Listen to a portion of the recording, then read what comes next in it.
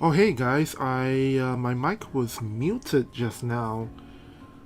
Anyway, welcome to the stream. A bit of a rough start today because I was trying to do some last minute recording before the start of the stream, and I'm going to just go onto Discord and quickly let people know that the stream is live right now. So just give me a moment as I do that. Still a couple of minutes before the Lucio and 2P actually arrive into the game. So for now, you'll sit in the menu. I'm gonna read the chat in just a moment, but let me just let people know on Discord that the stream is live. How's everyone doing tonight? In JP, so I'm in Singapore by the way. So Singapore and Japan time is like 1 hour difference. So actually the new year begins where I'm at about an hour from now, just so you guys know. But we'll be celebrating, you know, the new year in Japan as well, just because it is when the new Lucio and 2P drops. I'm gonna turn off the voices for the game as well, because VV is just kind of pissing me off a little bit with his constant chatter. Just give me a moment.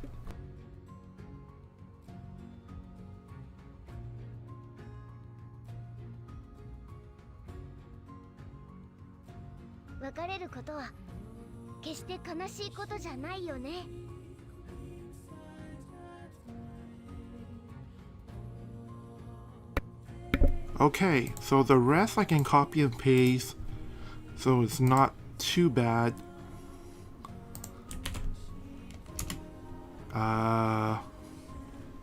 1 minute away. We are about 1 minute away from Lucio and 2P in the game. By the way, do you guys prefer to like watch things with the in-game character voices on or off? Because when I put the game in the home screen, obviously there's that constant, you know, voice chatter from VV on the home screen, but otherwise it's actually not too bad.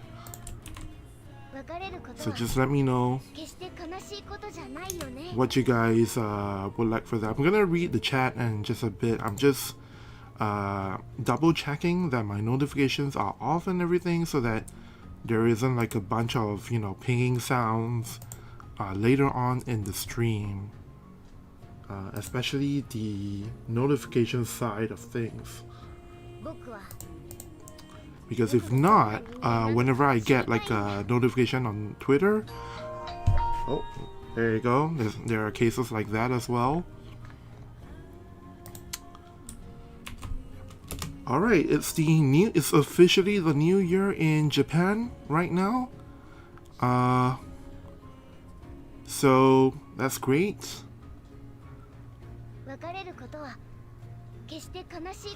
think in the future I will have to start doing this Discord thing before I actually start streaming, because once I do, I realize, because I'm working off of a single a single monitor, so I can't actually see chat as I'm doing this. Alright, so that's the last one. Alright, so I can finally read chat now. Whoa, look at the backlog. Nix Marco says cheers, looking forward to it.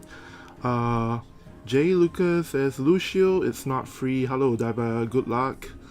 Thanks so much. Dervis says Nier music. I hope I don't get like a copyright issue thing with the Nier music, because I don't actually know about that. Like, I don't think Square Enix would have an issue. I don't think they do any kind of claiming for that, so it should be fine. We're gonna do all these pulls in a quick moment, but first I want to buy a pack for good luck, especially because, as you can see here, my Viz situation is kind of pretty desperate right now, and today is the first day where all the bonus packs come back. In Japan, the pack H is a little bit different. They only come back, you know, during certain timings, and they only last for about a month. So I'm gonna buy a pack here. In the meantime, I'm gonna put you guys on a BRB screen real quick. You guys can still, chat amongst yourself for a little bit. It'll just take a moment as I enter my password to buy my good luck visual for the start of the year.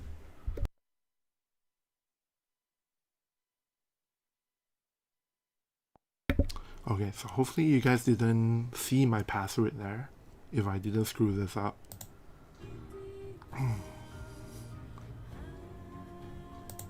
Alright, and there we go. Suddenly have a bunch of this added to my account. Connorman says, hello from Malaysia, thanks for dropping in. New Year's in about an hour for Singapore and Malaysia. Ryan says, hello Daiba, gotta ask, why is your schedule in polling is late? Oh, well, the reason it is at this timing is because this is the timing that the patch drops in JP.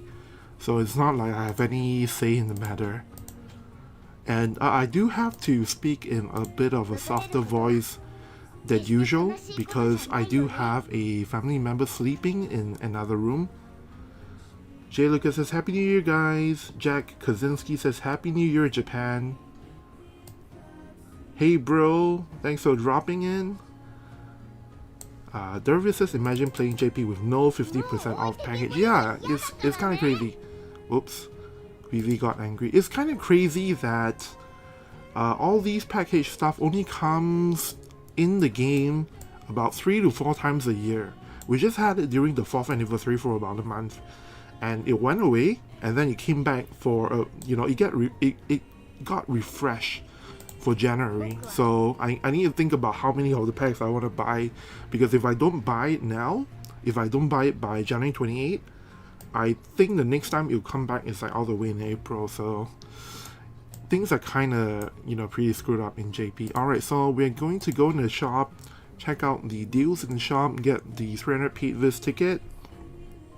And then we're gonna check out the TMR. I don't think the companion units are out yet, but we'll take a look at it real quick and see if we can, go with any of the details there. So I wonder how much of these things will come to global. I think it should be the same for global, pretty much. 500 paid vis for 200 unit shards up to Papa Leonis. This is pretty good, right?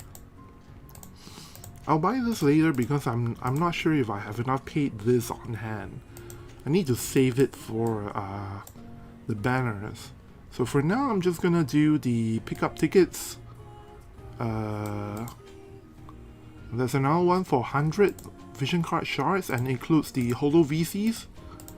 Actually, just Shinryu, unfortunately. So the child Mont Leonis card is not included for that. So that kind of sucks. Gonna pick up the Lucio Temple ticket as well as the 2P ticket. Should be somewhere here. I'm gonna buy some Lucio shots, of course. Now the thing is, the thing is when they actually showed off the details for Lucio, there wasn't really a lot of detail to go on. So we don't even know if the new Lucio is a tank or a bruiser, or if he's supposed to be a damage dealer. He's probably not a pure damage dealer because the range on his attack moves are kind of short range. How is the audio balance, by the way? Forgot to ask about that. Is the music too soft? Should I turn it up a little bit?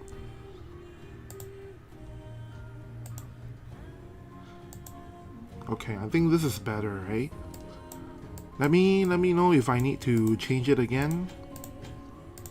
JJ Rio says, LL, 500 paid vis for 200 shots versus a 2k paid for 120 select isn't really worth it.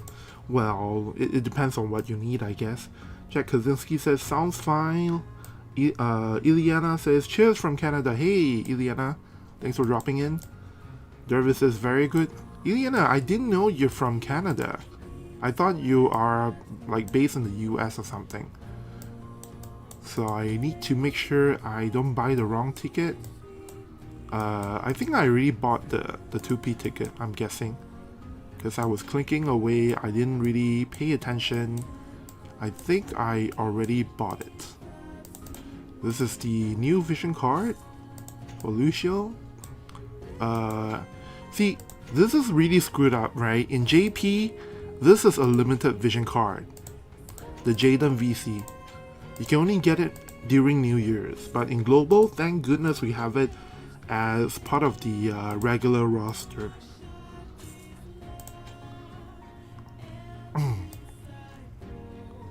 And I think that's all the things we need to grab from the shop. If I'm not wrong, just do a quick double check. What's this? 2024 free vis for 240 Rainbow MySpace. Yucks, that's a horrible deal. Alright, so without further ado, let me take a look at what this is.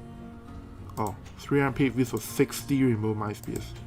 Without further ado, we're going to see if the companions are up. Companion units, that is. Will just 5 or 6 says LL both are worth. Yeah, they are. It really depends on what you need because, you know, some players have. They're both up already. So what we're gonna do, I guess, is we can do the full kit review first. And we'll see which unit is better before we actually start polling.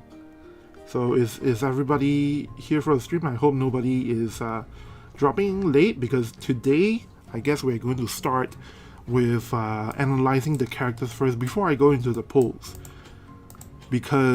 Mostly because I honestly don't actually know which unit I want to go for, and I can't really do both right now.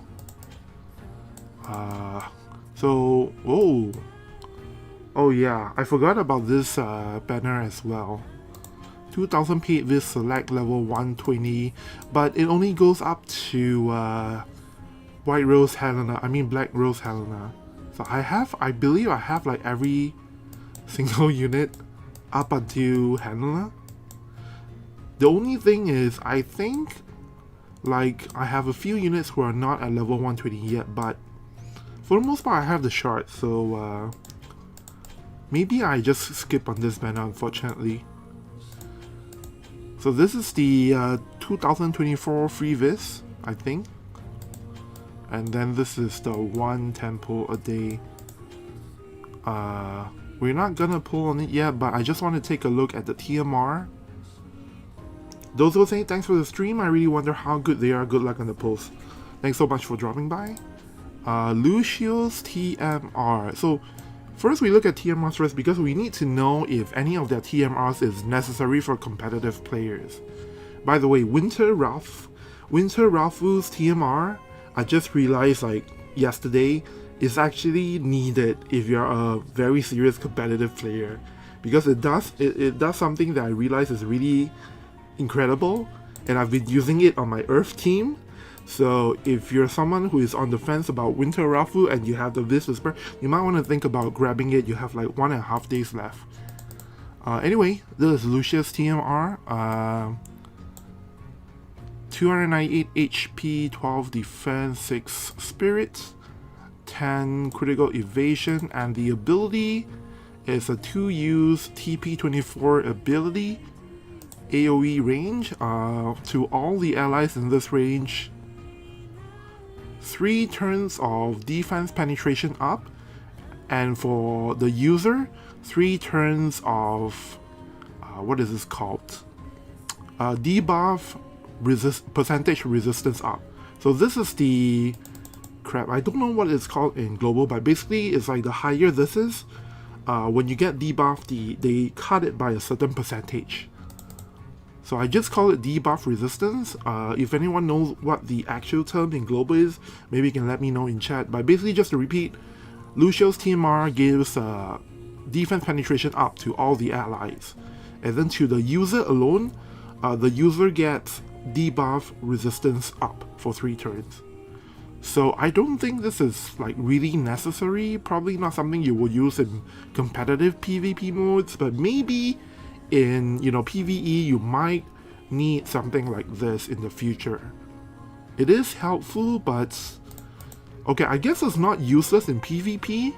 Maybe there are some certain setups that you can actually put this to good use, but not really sure if it's necessary for competitive players. Will just 506 says it's called Debuff Weakening, and Nick's also chimed in as well. Yeah, Debuff Weakening, that's the one. Pretty interesting TMR, I have to say. And then for 2P, let's take a look at 2Ps right now.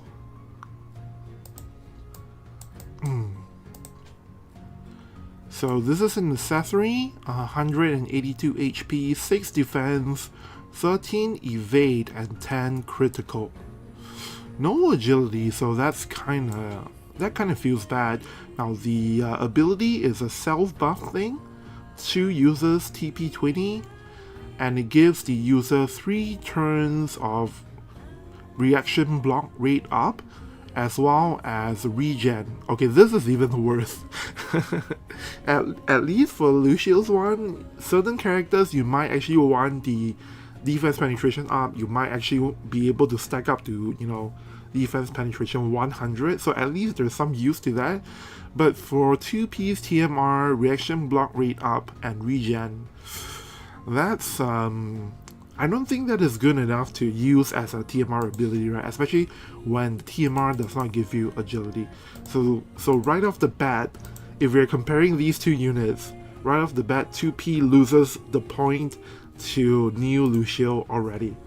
So next up, we're gonna go and take a look at the full kits. I'm gonna just randomly select the mission, and I'm going to clear a slot. Okay, so this one I can clear. Alright. By the way, is the music too loud right now? Because maybe it's just my ear. Maybe it's just what I'm hearing, but I thought maybe it was a bit too loud at the moment when they were blaring the horns. So let me know if that's the case.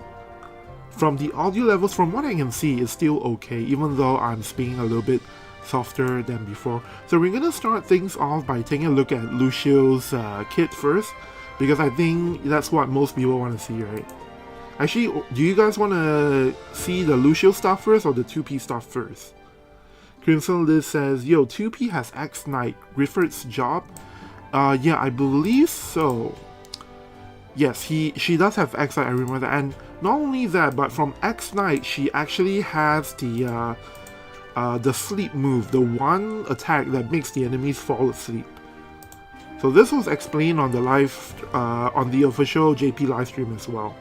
Crimson Liz says music seems fine, alright. So Bunisat says 2P first please. Mako says Lucio please. Wow, so looks like we have a bit of a mixed opinion right now. Alright, so we go into 2P first because seems like more people are interested in 2P, are more concerned about 2P. So let's start with her. Let's just get it out of the way. Now, a lot of the things we know about 2P, a lot of her effects have actually been explained either in the notices or during the JP livestream and my live translation stream. So like I said, I don't know if you guys remember, but basically it was said that she has an evade that is good against 2 specific type of attacks, and it seems like, so we finally know what it is, and basically the reaction ability, just evade 2P, basically will give her an increased chance of evasion when she is being attacked by a slash or strike attack. So based on the wording here, I think the rate should be 70%. Not too sure about that. And then also they did mention that there is a bit of a range thing. So, but for that, it's actually not the regular reaction ability, but the other reaction ability that we will cover in a bit. So first things first, 2P is a I guess you could say she's designed to be an evade character, but they did tell us that 2P does not have top tier evade character stats, mostly because she's not a cost 100. But what we can see here is that the agility is pretty good, 58, and then for luck is a 190. So basically the same typical type of evade stats. HP is a little bit low, but I guess it's pretty typical at 3,471 for an evade character. Attack is a little bit low for an attacker, but hey, evade, right? So stats wise, she looks pretty decent. Someone says, Bullcut guy says click on equipment. So this is her designated weapon, and it gives her strike attack up 15, as well as a bunch of 2P exclusive effects, which is strike resistance penetration up 20, and this is a new wording. So this is strike attack evasion up 10. So basically, against strike attacks, she gets 10 more evasion. And the third one is, so on critical hit, when you land a critical hit with 2P, she gets 1 turn of evasion up. So just to recap, for her unique weapon, 160 attack, 16 MAG, 20 critical, 37 HP. The regular passive, and by the way, she's the only one who can equip this. I'm not even sure if Slime can equip this weapon, but basically it gives her strike attack up 15, as well as strike resistance penetration up 20, and this one here is versus the enemy strike attack. She gets evade up 10, but it's only for strike attacks, incoming strike attacks. And finally, on critical hit, she gets 1 turn of evasion up. So those are the stuff on the weapon. On the new pod, you can see here the stats: 14 defense, 7 spirit, 305 HP, 4 accuracy, 5 AGI, agility, and 7 critical. And the effect is, whoa, this is area resistance up 8. So with the 2 pods, you can now definitely give a character area resistance as well as single target resistance. And the thing is, this is farmable. So now basically every character in the game, you can just put on pod 042 plus 5 and straight away give that unit area resistance up 8. This is pretty good. This is a game changer. And of course, it's only for the Nier collab rerun, so make sure to farm as many copies of the recipe for the new pod, once it comes to global. Link says 190 is like Earth Lucio, so pretty high.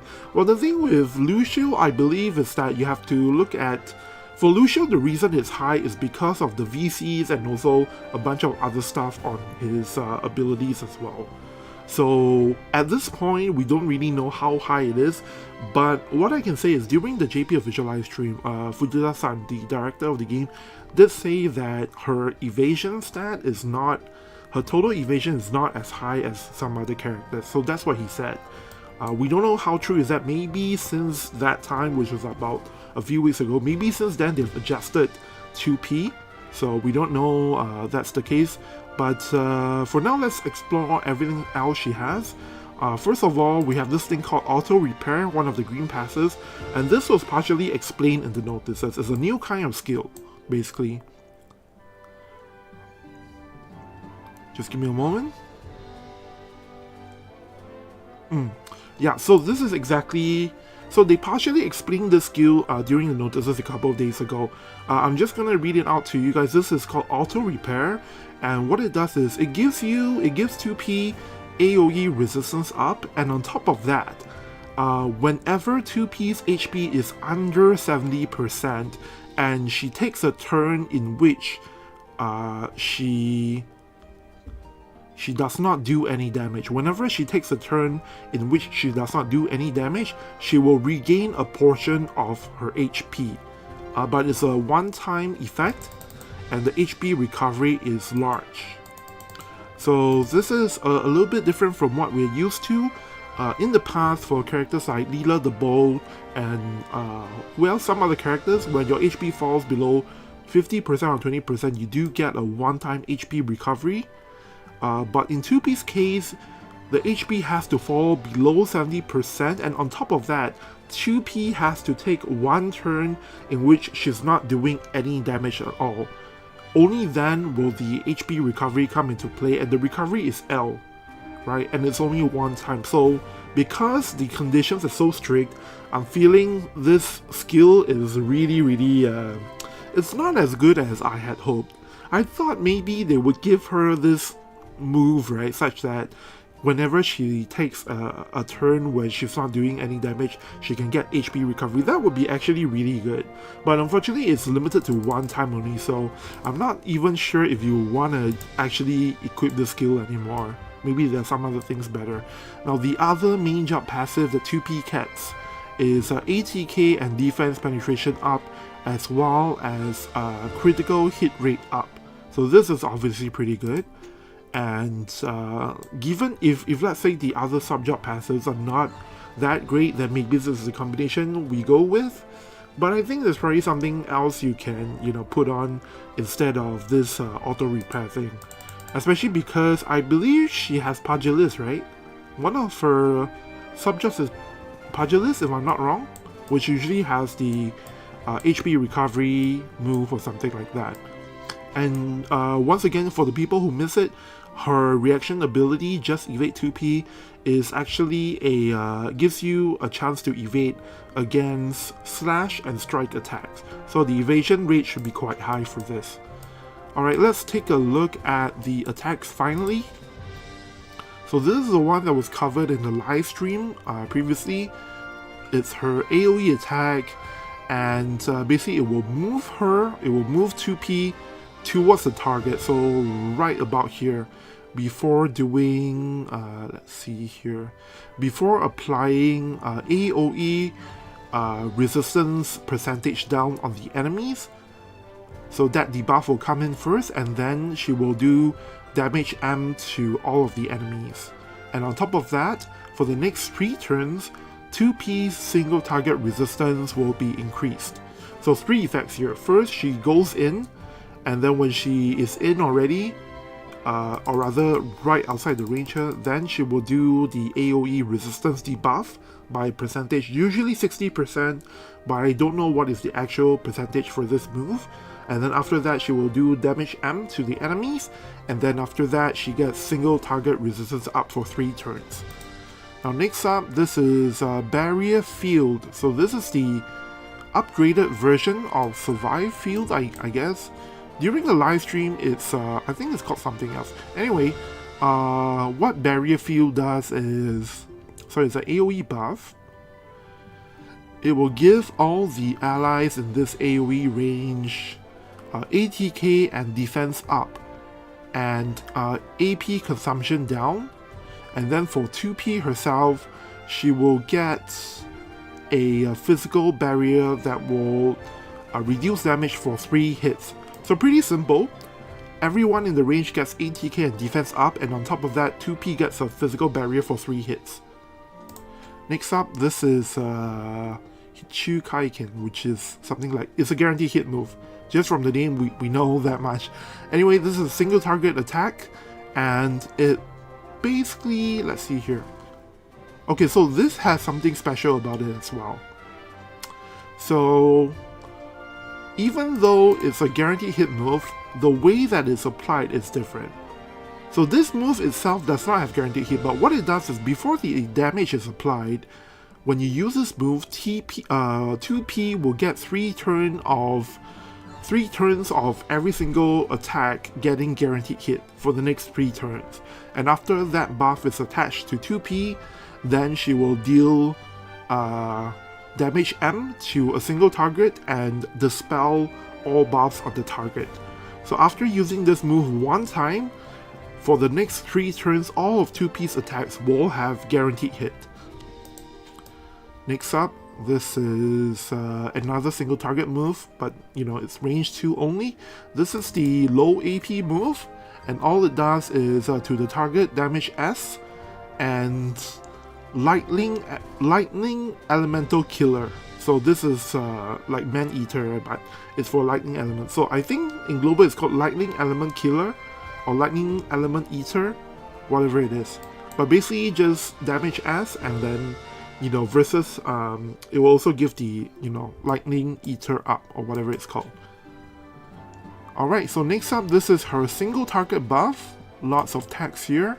So this is one that gives her a follow-up attack as well as the second reaction ability. So when 2P uses this buff on herself, she gets 3 turns of increased evasion and increase critical hit rate up. And on top of that, she gets a follow-up attack for the next 3 turns. And the follow-up attack will dispel protect. It will remove protect before doing non-elemental damage XS, and without affecting chains in any way. So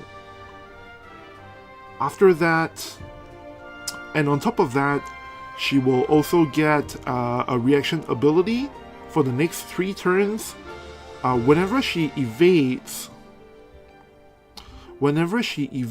an attack from the enemy, she will do a non-elemental strike counter attack, and the range of this counter attack is of range 4 from where she is. So it's a diamond shape range 4, range height 1, and yeah, that's it. So basically, okay, so just to recap, self buff for herself, and I believe it has 4 effects. The first effect is 3 turn evasion up, second effect is 3 turn critical hit rate up, the third effect is 3 turn follow-up attack on all of her abilities, and this follow-up attack will dispel protect, and the range for this is okay, I guess it didn't say the range doesn't matter, as long as you hit the enemy, the follow-up attack will come out.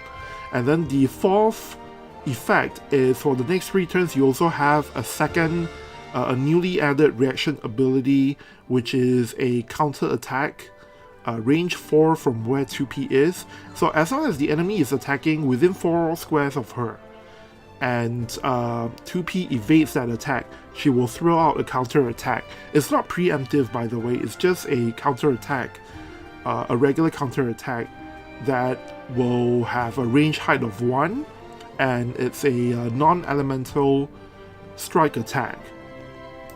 So hopefully that's not too confusing, but basically this is one of the best things about 2P. It simultaneously gives her increased evasion as well as follow-up attack and the counter ability for when she's within 4 squares of the enemy. Finally, we have yet another single target attack. This is a multi-hit move, it looks like. So this move will increase defense penetration up for this attack only, and it will destroy physical barrier, and after the barrier has been destroyed, it will do 2 hits of damage M on the enemy, and and if it's a critical hit, if this move lands as a critical hit for the area around 2P, for any enemy who is within 2 squares away from 2P, they will get CT down S. So this is one of the moves that was explained on the live stream as well. So once again, this move will get defense penetration up for this attack only, and then it will destroy physical barrier, and after the barrier is destroyed, it will do 2 hits of damage M, and if any one of those 2 hits land as a critical hit, all enemies that are within this 2 square range of 2B will get CT down small. And the range height of this effect is 1, by the way, for the CT down small. Alright, so that's all the attacks on the main job. Now let's take a look at the main sub-job. So this right here is her AoE attack. To all the targets in this AoE range, damage M, and there is a chance to land a 1 turn stun effect. So this is pretty simple. It's an AoE attack, range height 1, and you have a chance to stun the enemy. Next one, this is a single target attack. This move does 3 hits of damage M to the target, and when it's landed as a critical hit, the target will also get 3 turns of agility down. Pretty simple. So what do you guys think? I think that's all the moves from here, right? The rest of it is from the sub-jobs, if I'm not wrong. Master ability, I don't think I covered this yet, but for the master ability, she has the same thing as everyone else for the Earth allies. Earth units, maximum HP plus 10%, Earth ability plus 15, and then for 2P herself, she gets area resistance plus 10, as well as critical hit rate plus 10. By the way, when we cover Lucio, you want to take a look at the master ability, because there's something I think most people have not realized, but this thing here, the first part of Lucio's master ability, is completely different from all other units. So we'll take a look at that in just a bit. Limit Burst, this was explained on stream as well previously. Pretty simple, 43 AP, single target limit burst that will do, that will first debuff the enemy with 3 turns of strike resistance down before doing 3 continuous hits of damage L. Alright, so that's everything as far as we can see from the companion unit. What do you guys think? She is, without a doubt, she's a very interesting evade unit, and I like that basically the idea with 2P is to send her flying into the enemies and then get them to try and, you know, hit her, and then she'll counter attack, you know, with everything she has. But the problem is, obviously, you know, you're taking a risk, you're taking a big gamble with 2P, because she might just die when she runs into the enemies, right? So obviously, what's gonna happen when you use 2P is that she's gonna use this move on turn 1 to give herself a physical barrier, and you know, she has attack up, ATK up, and defense up, AP consumption down from this alone. And after that, second turn, she uses this to give herself the counter attack as well as the follow-up attack, give herself more evasion and more critical hit rate. In terms of the buff, I think it's actually very well designed. As long as you get those 2 buffs onto 2P, next turn she flies into the enemy, she will dodge, you know, whatever comes her way, and whenever she dodges, she will not just send out a counter attack, but remember, she also has a follow-up attack on that counter attack, if I'm not wrong. So that's going to be really interesting. I do hope that someone in my guild can complete her really quickly so that we can kind of see that in action. Randall Willis says she'll be great if they can't hit her, but if they have her, but if they have guaranteed hit, she doesn't do much. Yeah, so that's the risk you have to take with her, I guess. The idea is, even if they have guaranteed hit, you know, as long as it's not a magic attack, between the barrier and the increased defense, she can kind of take a few hits. So as long as it's not magic, it's not that bad. The only problem is if she's flying into VV, then that may be a bit of a problem there. KLLK says, Addison plus evade works beautifully, always with or without visiting. So I do really think that 2P is going to be a lot more powerful in the global version of the game with Addison Rae in the meta. So I'm definitely going to pull for her in the global version. We'll be doing a stream. I'm gonna promise you guys now, we'll do a stream of me pulling for 2P when she's out, and then we'll, as quickly as we can, we'll try and build a team with 2P and Addison Rae.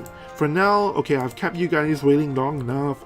Let's finally get into the Lucio stuff. For those of you, you know, who want to know the details, the deets on the new Lucio. Sorry to keep you guys waiting. I guess we had a lot more, you know, people curious about 2P because, hey, Addison Rae is a thing in global, right, compared to in JP. Alright, so we're going to Lucio now. First things first, let's take a look at the stats. Oh, I forgot to look at the this thing on 2P, right? I guess we'll go into that later. For new Lucio, resistances wise, seems like they made him weak to strike and missile, but other than that, really good coverage. A little bit of magic resistance, a little bit of pierce and slash. So this is like the new meta coming, you know, in the future, right? And look at all this stuff. Like, just looking at this alone, I kind of suspect he's a tank. Let's take a look at his defense. That will be like a... okay, so maybe he's not a tank. That's not the kind of stat you want to see on a tank. So 12% elemental... what do you call it? Elemental resistance, except for dark. And then for the status ailment, 50% on, I believe this is disable, if I'm not wrong. This immobilize, this is disable, I think. 10% paralyzed, 25% frost something, whatever this thing is called. Frostbite, yes, that's the one. And 50% poison resistance. Stats wise, HP is definitely pretty decent for a barrier type character. It's higher than attackers for sure. 9,000 here, and then attack. Okay, so with this kind of stat line for ATK, he's definitely a bruiser. Because usually only attackers get above 400 ATK, you know, for the base rate. And then for dexterity, it's pretty nice. Agility is on the, you know, pretty average. Luck is, so we know from this that he's probably not evade, but 179 luck is actually not too bad if you want to make him an evade character in the end. Just that he's obviously not geared towards that. Clown Fiesta says most likely a bruiser. Yeah, that's what you know, a lot of us are thinking too. And partially because, you know, the fact that they give the companion unit this Asper is a dead giveaway that it's not supposed to be a tank. So first I want to talk about the master ability, because I'm not sure if anybody realizes, but Lucio's master ability is different from everyone else. It will give all units, regardless of element, it will give all units maximum HP plus 10%, as well as all elemental ability plus 10. So usually you get plus 15 elemental ability up for, you know, the element that the character is at. But Lucio, despite being a light character, can be paired with pretty much any character in the game and still give them the, you know, elemental ability plus 10. So the value is a little bit lower, but hey, he works with all characters, so that's the good thing. I believe this is the first time we've seen this kind of tags, having the master ability, the teammate master ability, be applicable to all units regardless of elements. And then for Lucio himself, he gets AoE resistance plus 10 as well as obtained AP plus 30%. Condiment says like Sephiroth? Well, we don't know if he's gonna be like Sephiroth yet. We'll see in a bit. So, but first I want to take a look at the passives. So the first job exclusive passive, the strength to connect worlds, by the way, is the translation of this move. It gives him single target resistance up, as well as all elemental resistance up. So that's when the 12% for everything comes from. And on top of that, he gets slash resistance penetration up, and increase physical damage. So this is the hope buff basically. Any kind of physical attack that he uses will get the increased physical damage buff. So once again, this is single target resistance up, this is all elemental resistance up, this right here is slash resistance penetration up, and the last one is all physical damage up. So obviously you want to have that on at all times. The only problem with this passive is that it does not have defense penetration, right? The second passive here is pretty simple. I think this is from a sub-job maybe. This is not from his main job, it's from the Pugilist sub-job, and he gives him maximum HP up and ATK up. So she, why did I say she? So Lucio might not actually have defense penetration. Does anyone know if there's actually like a defense penetration thing on his sub jobs? I don't actually remember what Pugilis and the other sub job has. But this is not looking great. I'm guessing there is probably like a sub job passive that he can put for defense penetration. Anyway, let's move on and talk about the reaction ability. This is...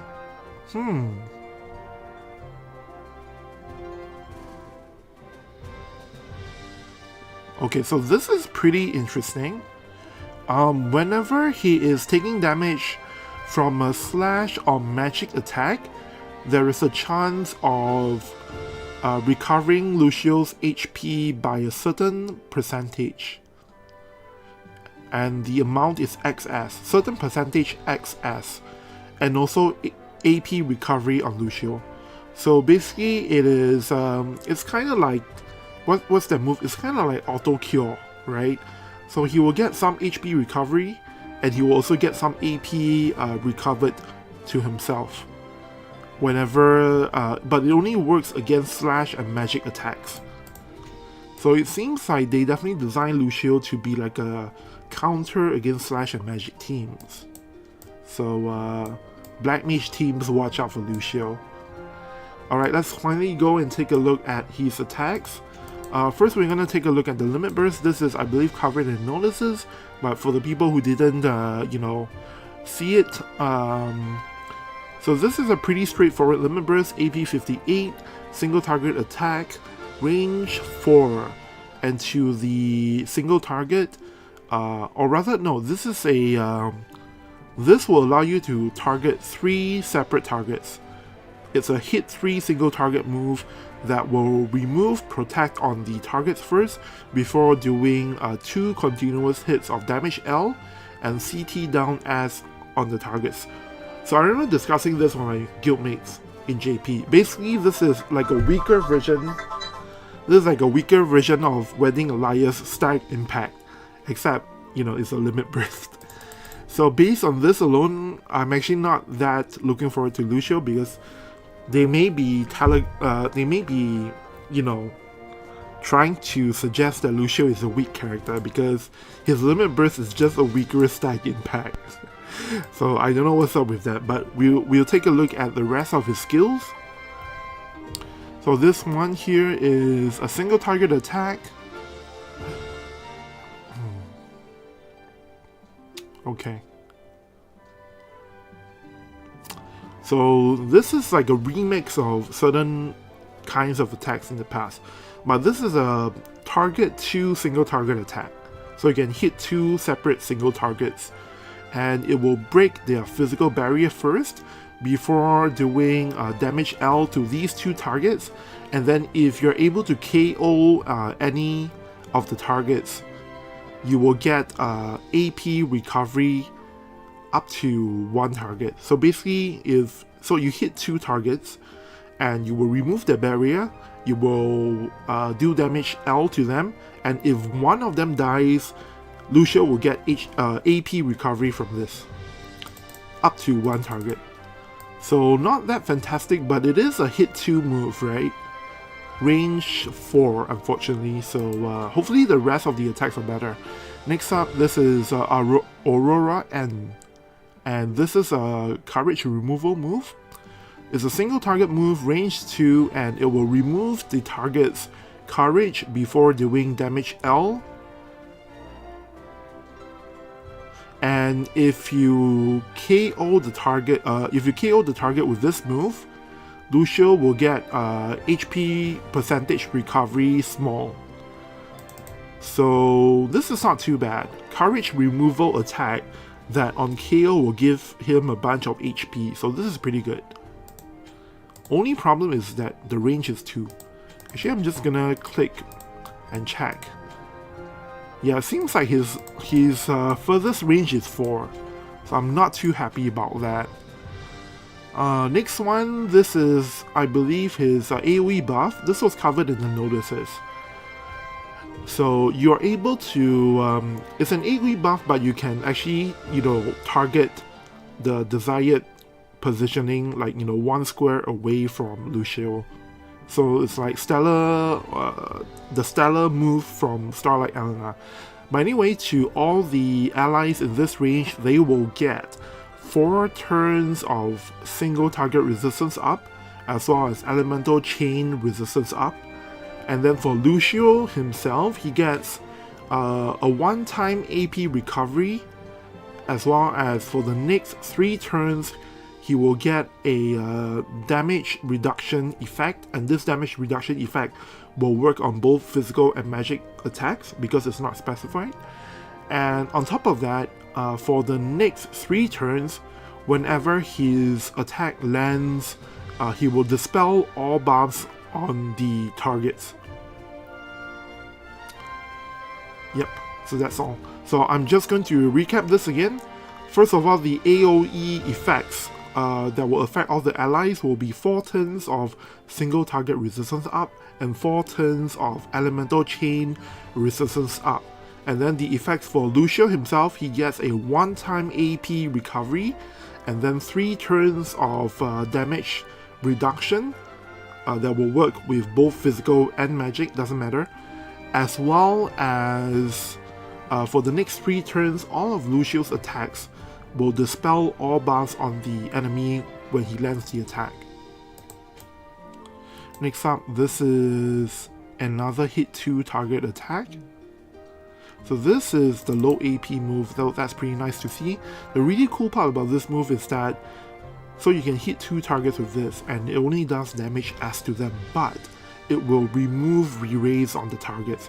So Lucio has courage removal on one move and he has re-raise removal on another. So more and more it seems like he seems a lot like Flag Bearer Glaciella now, because Flag Bearer Glaciella also, her range is actually not that great on most of her moves. I know that she has some crazy far-reaching moves, from the Lancer Subjump and all that, but her main moves are actually short range, right?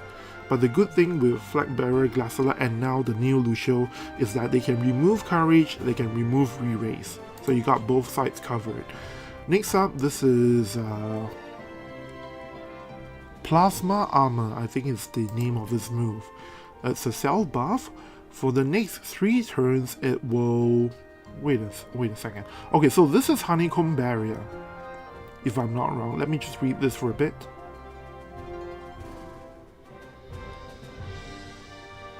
Yep, this is an enhanced version of Honeycomb Barrier. So basically it works just like Squall's Honeycomb Barrier in that it will start reducing damage for Lucio if the attacker is at least 4 squares away. And the further the attacker is up to 7 squares, the more damage reduction he gets from this move. So on top of that, he also gets ATK up and all elemental resistance up. So this is Honeycomb Barrier plus ATK up plus all elemental resistance up. They really, they really done Squall dirty. Squall has like the inferior version of this move. Can you imagine that? But hey, between, so obviously earlier I said he already has like a physical and magic damage reduction, right? And then here he has another one. This time it's the Honeycomb Barrier, which is basically distance-based damage reduction. And the thing about this move is that it's not really used for damage reduction. It's made to actually bait certain enemies like snipers, right, to come closer to Lucio. So that's actually the main use of this move. So this is really great. Love to see that. And then finally we have his AoE attack, only range 4. What this does is it gives him 3 turns of defense penetration up before doing damage L to all the enemies in this AoE. So pretty simple move. Is this his only AoE attack? Yeah. So this is his level 120 move is Lucio's only AoE attack, and everything else is a hit 2 single target attack, or just a regular single target attack. Now let's take a look at the sub-job. The main sub-job, as I like to call it. The first one is, once again, this is a hit 2 single targets move. Oh, sorry, it's a TP move, so you won't see this in auto battle. But what it does is, it has the chance to land 1 turn of stun on 2 different targets. So this is a stun TP move, but instead of stunning 1 target, you can choose to stun 2 targets in this range. So the only time you will use this is in manual, if you even want to equip this sub-job for this at all. And then this other move is also a TP move. For 3 turns, this move will give 3 turns of light and dark elemental resistance up, as well as dark elemental killer, or dark, what is it called? Dark eater up to all allies in this range. So basically it's light and dark elemental resistance and dark killer up for 3 turns on all allies in this range. Pretty straightforward. So I think Lucio definitely needs to like use some moves from his sub-job.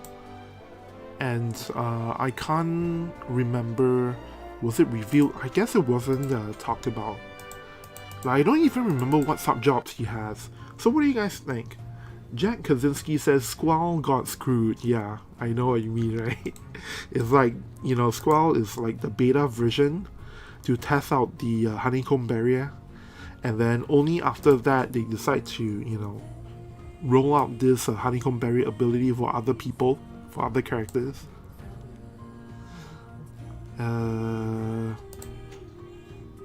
Alright, I'm not sure if you guys can hear the voice in my background, but actually my father suffers from, like he talks in his sleep like really loudly. So I'm not sure if you guys will be able to hear that later on, but if you do, let me know, and maybe I'll mute my mic for a bit. But it's something that he cannot control, unfortunately. Just a fact of life. Some people have this, but anyway, what was I gonna look at? Oh yeah, I was gonna look at the notices because I don't know what are the sub-jobs on the new Lucio. So unfortunately, the December 31st this year is on a Sunday, so that is like the one day when I have like a family member sleeping at this time. So that's why I have to, you know, try my best to speak really softly, and I put my mic a little bit closer. So hopefully, so far in this stream, you guys haven't noticed any like really big audio issues. Let's see if I can find it.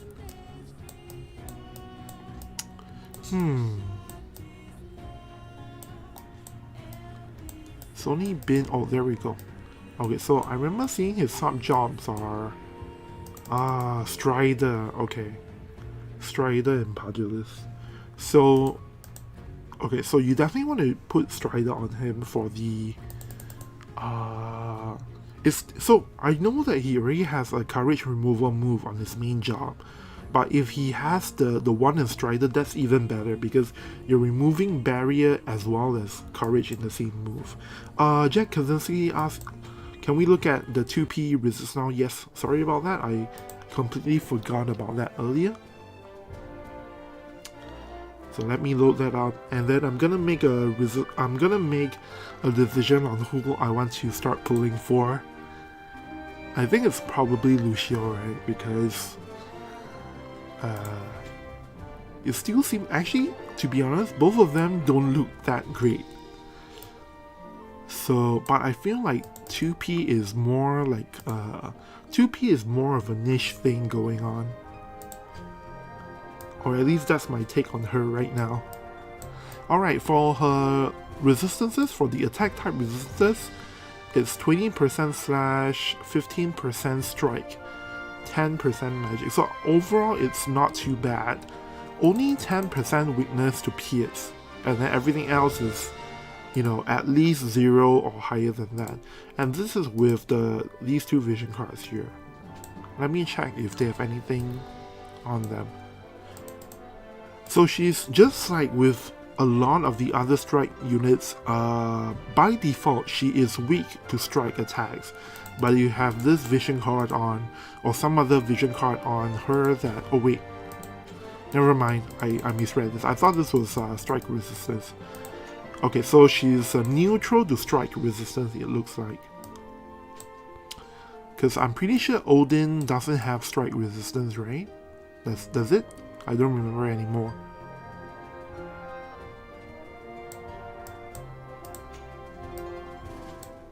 Yeah, I don't think so. So I think by default, I don't see any resistances on the VCs or the... for the Esper, we don't know because we can't look at it, right? But at least for the VCs, there's no strike resistance coverage there. So we know this is pretty close to the defaults. Daniel Soto asked about Lucio's sword. Yeah, we'll take a look at that in just a bit. 10% magic resistance. So overall, pretty good in the meta because the current attack types we have to worry about the most are definitely magic and slash right now. And then, you know, in the near future, pierce resistance as well. So that's the main weakness, I guess. Elemental is the same as usual, and then blind resistance 25%, paralyzed resistance 50%, sleep resistance 50%. This is pretty good. Berserk 10%.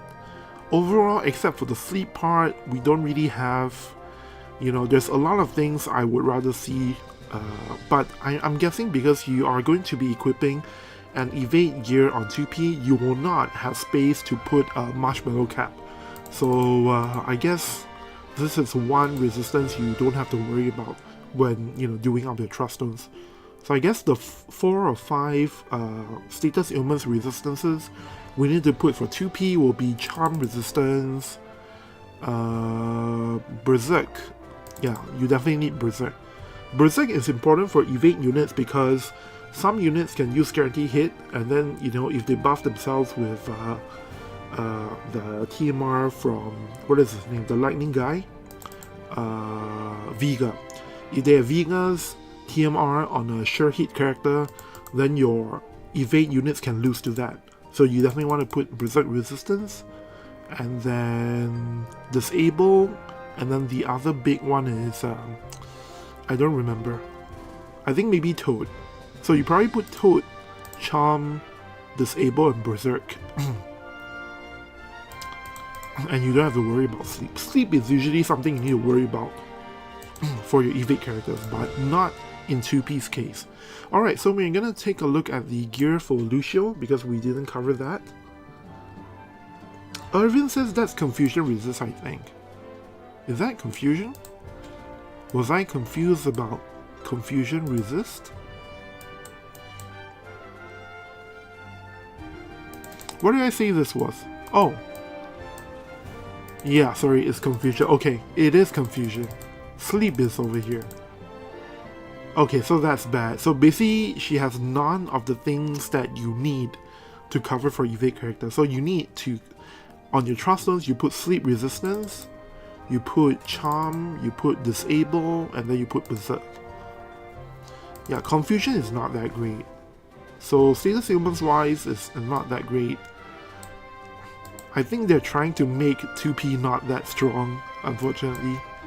And like you guys mentioned, you know, she just dies to guaranteed hits, right? So I don't think my account in JP is one in which I will actually benefit from having 2P. So I guess I'm gonna try and pull for Lucio. I'm gonna do some pulls. I'm not gonna go all the way to pity, but I'm gonna definitely try my luck. Alright, the sword for new Lucio, pretty interesting. 19 HP, 176 ATK, 5 critical and 4 accuracy. The normal passive is slash attack up 15. And then for the exclusive passives to all light characters is slash resistance penetration up 20, as well as AoE resistance up 8. So this is again one of the weapons you want to farm a lot of copies of, because you can use it on all light characters. I think you can use this weapon on bards as well, right? Because they are the same sword class. 15 slash attack up, 20 slash resistance penetration up, and then 8 AoE resistance up. Definitely this is one of the new best sword weapons in the game, I believe. And then Maximilian, as you guys know, and the TMR for Lucio, we covered that earlier already. We didn't take a look at the VC. So this VC actually has 3 defense up, which is quite rare. Stats wise, it looks okay otherwise. 331 HP, ATK 138, 48 dexterity. In case you guys didn't know, this is for sword users, sword warrior users, bow users. This is devout. The devout users, the soul and Shaoze and the rest of them. And then this is what's the last one?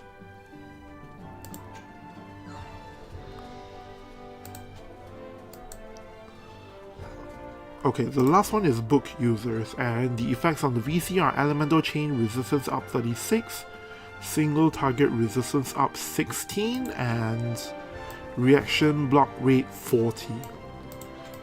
Not too sure about this card. I'm probably gonna skip this card because it's not limited. Holo VCs that are not limited, pretty safe to skip it unless you need it right away. Especially since, you know, the main things here are elemental chain resistance and reaction block 40, and the single target resistance is only 16, so I don't see this as like a necessary card for right now. It's something I want to luck sack into and get it for free, and then I'll use my vision medals to get the shards. And then the additional party ability for duels only is slash resistance penetration up 21, so this is pretty strong.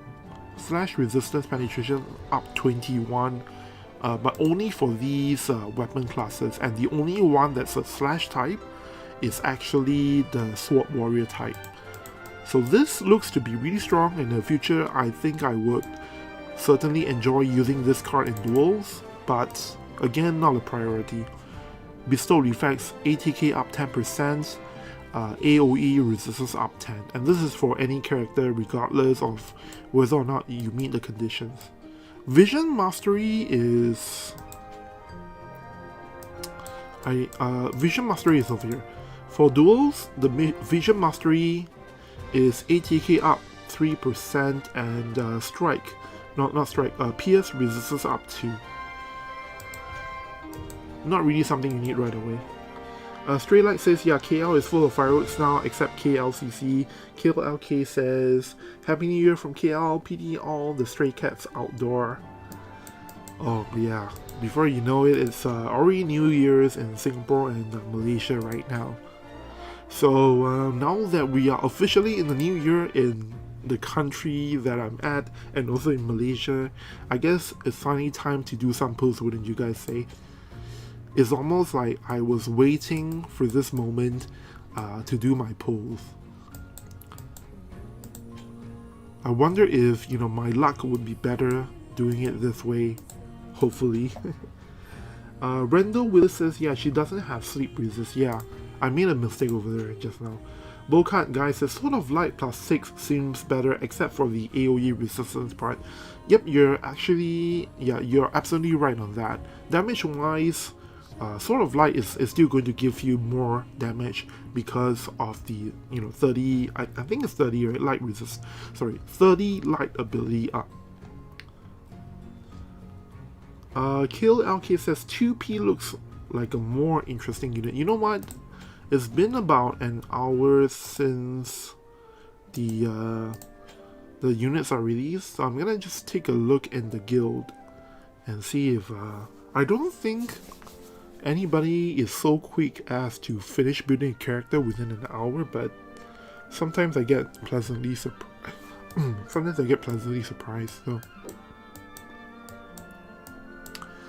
So by the way, before the stream I was you know, doing some recording for, you know, A2 testing, but tonight during the stream itself we will also be doing some tests on A2 versus A2 teams in mock battles as well. Because, oh, we already have someone with Lucio up. So I'm just gonna show you guys what his team looks like. That's hella fast. I guess, you know, I guess I should know better to not be surprised about these kinds of things. While we were talking about the kids, you know, somebody already has a level 140 Lucio team ready to roll. So I guess we'll start with the mock battle first, or do you guys want to see the pulls first or the mock battles first? Let's see. Let's take a look at his build. So because these two guys are the same sword class, Minotaur suddenly becomes a fantastic card. And does this even apply to Helena? Holy crap. So all the vision cards apply to the entire team. So this thing works for Helena as well. This is really quite fantastic in terms of the VC coverage. Straight Like says, yeah, can't wait for Super Saiyan Lucio showcase. Manny says, not gonna lie, this Pulse anniversary non-FF collab is disappointing. I was hoping it would be a brand new type of game or something, not a rerun, but come on. A lot of people have been waiting for Nier Automata rerun for like forever, man. I mean, it's Nier, man. So the great thing about rerun is that we don't just get new units and vision cards, we also finally get, you know, the long-awaited upgrades for 2B. Unfortunately, she's not good enough to be run, but hey, for people who love 2B, they finally can, you know, max reincarnate her and stuff like that. Reynolds Willis is trying to fight him. Yeah, we are going to. I'm just going to try and think about what team to use against this team. And I'm also trying to understand the concept of the team. Because you don't have a tank in this team, so I guess Lucio is kind of like the frontline bruiser. And then, let me check the sub-job on Helena. So Helena is the healer with guaranteed hit. And, wait, did Lucio have guaranteed hit? I don't remember anymore. He's not the one with the 3 turns of guaranteed hit, right? By the way, sorry for the current view. I can't go to the regular view because, you know, I don't want to leak or show the names of my guild mates or my guild, which is something that Japanese people frown upon.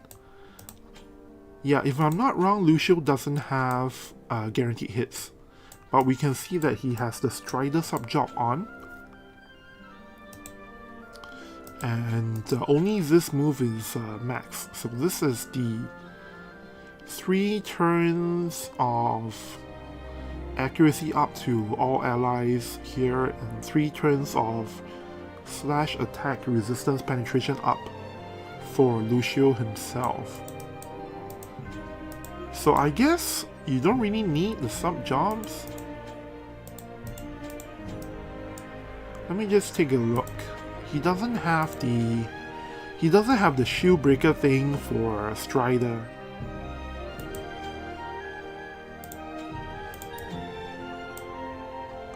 Yeah. It's debatable if you want to have this on Lucio because this is range 5 and it's a low AP move and it can cast slow.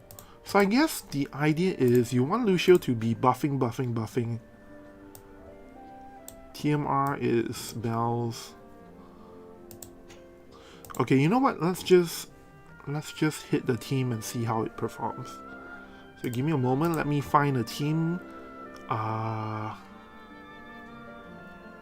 You know what, let's just start with this since I have this loaded. Alright, we're going right into, before doing any polls, let me know if you guys would prefer to see the polls first, but for now we're just going to jump into a few mock battles just to see roughly how good, what do you call it? How good the new Lucio is.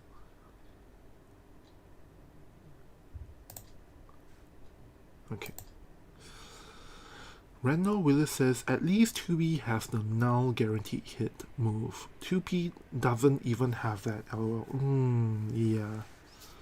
You're actually right on that.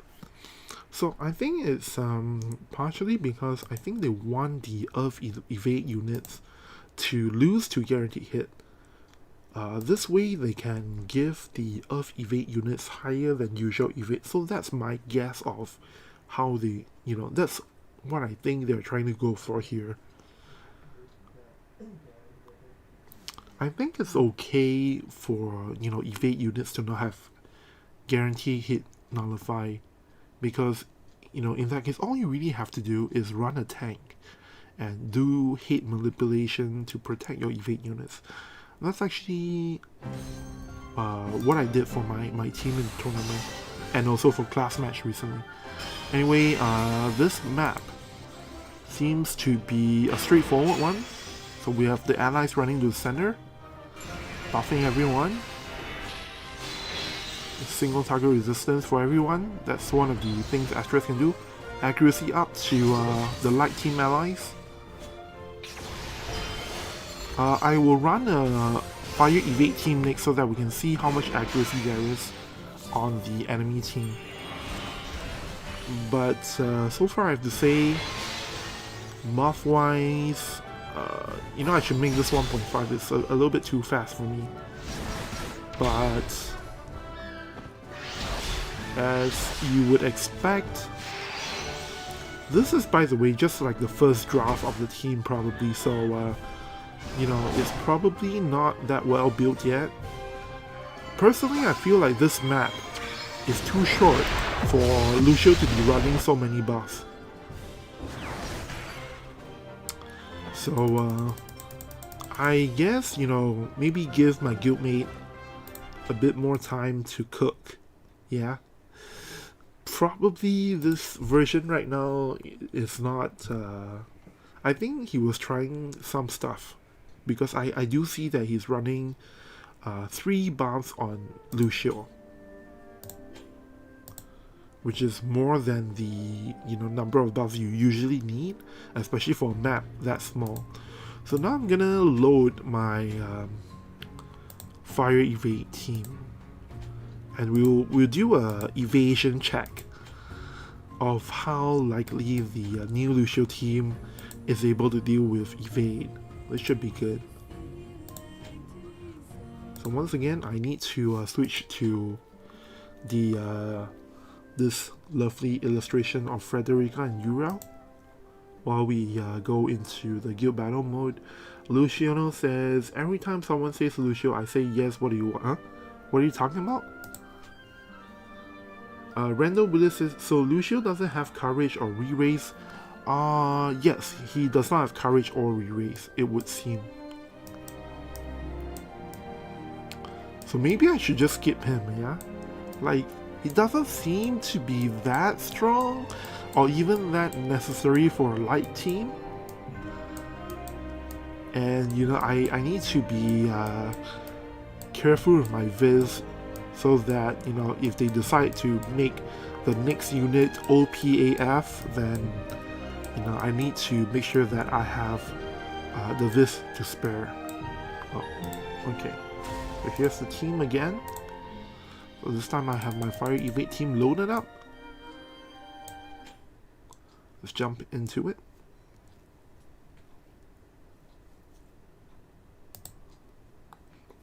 Luciano says he has the accuracy, but he ain't tanky enough. So here's the thing, I don't even know if he has the accuracy needed for evade. So that's why we're doing this check, because I'm actually not sure. Because I know for sure he doesn't have guaranteed hit. So it's gonna be tough. Luciano earlier was like, no good. Well, keep in mind that that was just, you know, my guildmate's first pass at a first draft of a Lucio team. So we don't know if that is going to be the meta version of the team yet.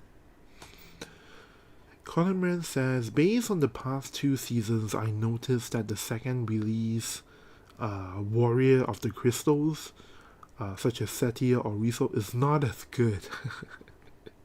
Maybe it's a pattern. Not sure if this Lucio follows the same trend. You might be right on that. I think a lot of people were very, you know, very bullish on the new Lucio because he is the unit that is being released on January 1st.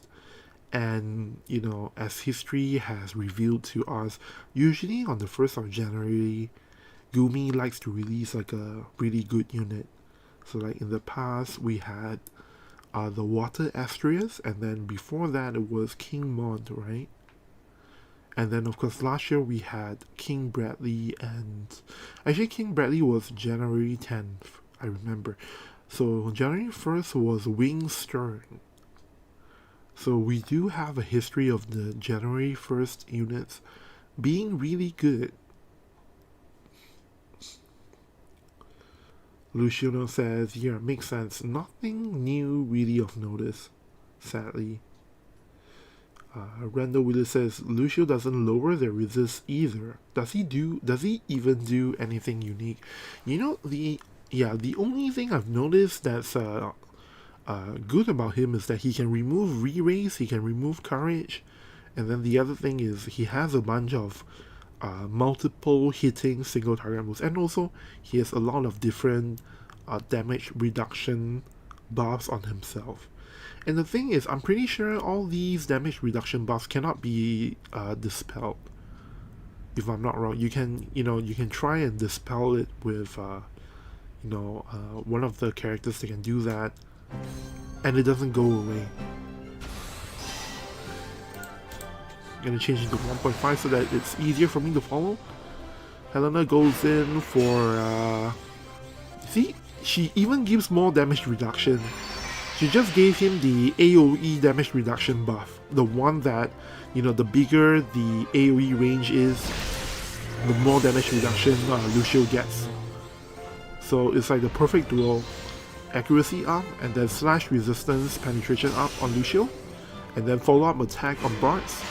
This is the courage removal move is in for Helena. Evade up from Yuffie, and then this is light and dark resistance up.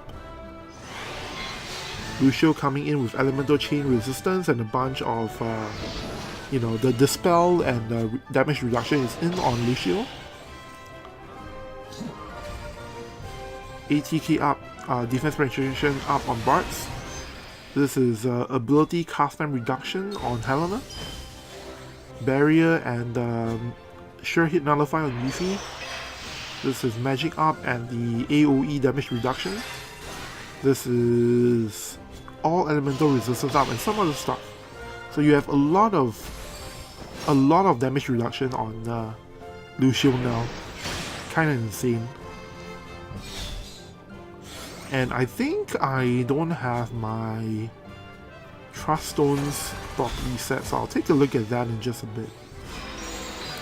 So now that they've got their buff in, let's speed up a bit. You can see that clearly Lucio doesn't have enough accuracy. So I think you need to put Marshmallow Cap or Alexandrite Wing on Lucio.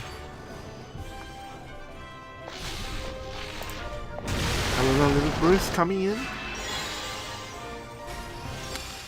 So here's the thing. Normally, Helena Black Mage teams melt Soul Fire Evade teams usually.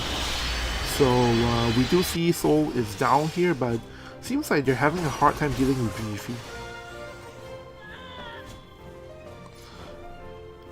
I would say between A2 Lucio and 2P, A2 seems to be the clear winner. In the test I've been running on A2 before the stream started, to be honest, all the teams I threw at A2, they all died to A2. So Lucio and Lucio doesn't seem to be anywhere near that level. But Helena is finally going to get some hits in with on VP now that the sure hit nullify is gone. But it's a little too late, unfortunately. 2v1 situation.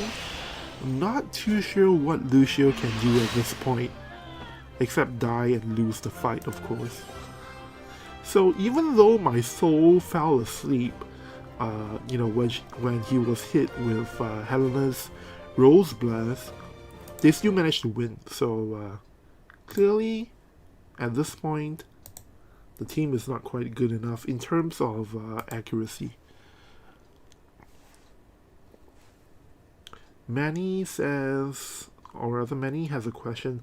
Lucio's remove buff only applies on hit? Yes, it only applies on hit, but basically for the next 3 turns, all of his attacks, as long as they land, it will apply the Dispel All buff.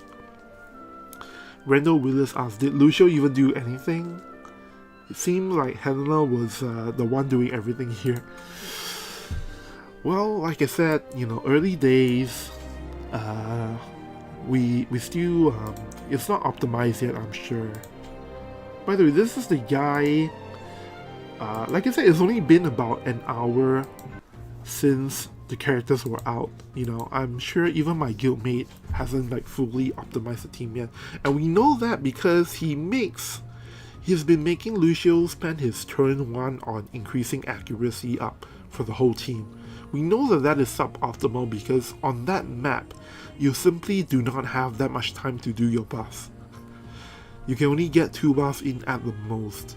So I think it's probably just because of that. But you know what, just in case, so that was the accuracy test. But I'm gonna load up some other team to see how it's like. So it's a little bit unfair to use my lightning team because this is one of the best teams in the meta. Now you can replace lightning with Winter Rafu, and it's still going to be one of the best teams in the meta. In fact, it's probably even better with Winter Rafu.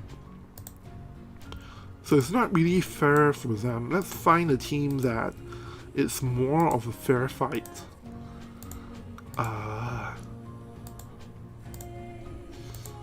So Win is pretty high meta right now, so I guess I'll throw my Earth team at them. Let's see here if I should use the old version or new version. I'll just throw a random Earth team at Lucio and see how they like it. Now fortunately, the new guild battle map this month is pretty similar to last month in terms of the initial positioning. So I shouldn't need to adjust too much, and we should be able to see there's not that much difference, so it should work pretty well with all my current templates. But just so you guys know, disclaimer, this is still about 1 hour and 25 minutes after the map has changed and after the characters have come out. So just note that this is very, very, very early days we're talking about. Certainly not enough time for people to properly adjust the team.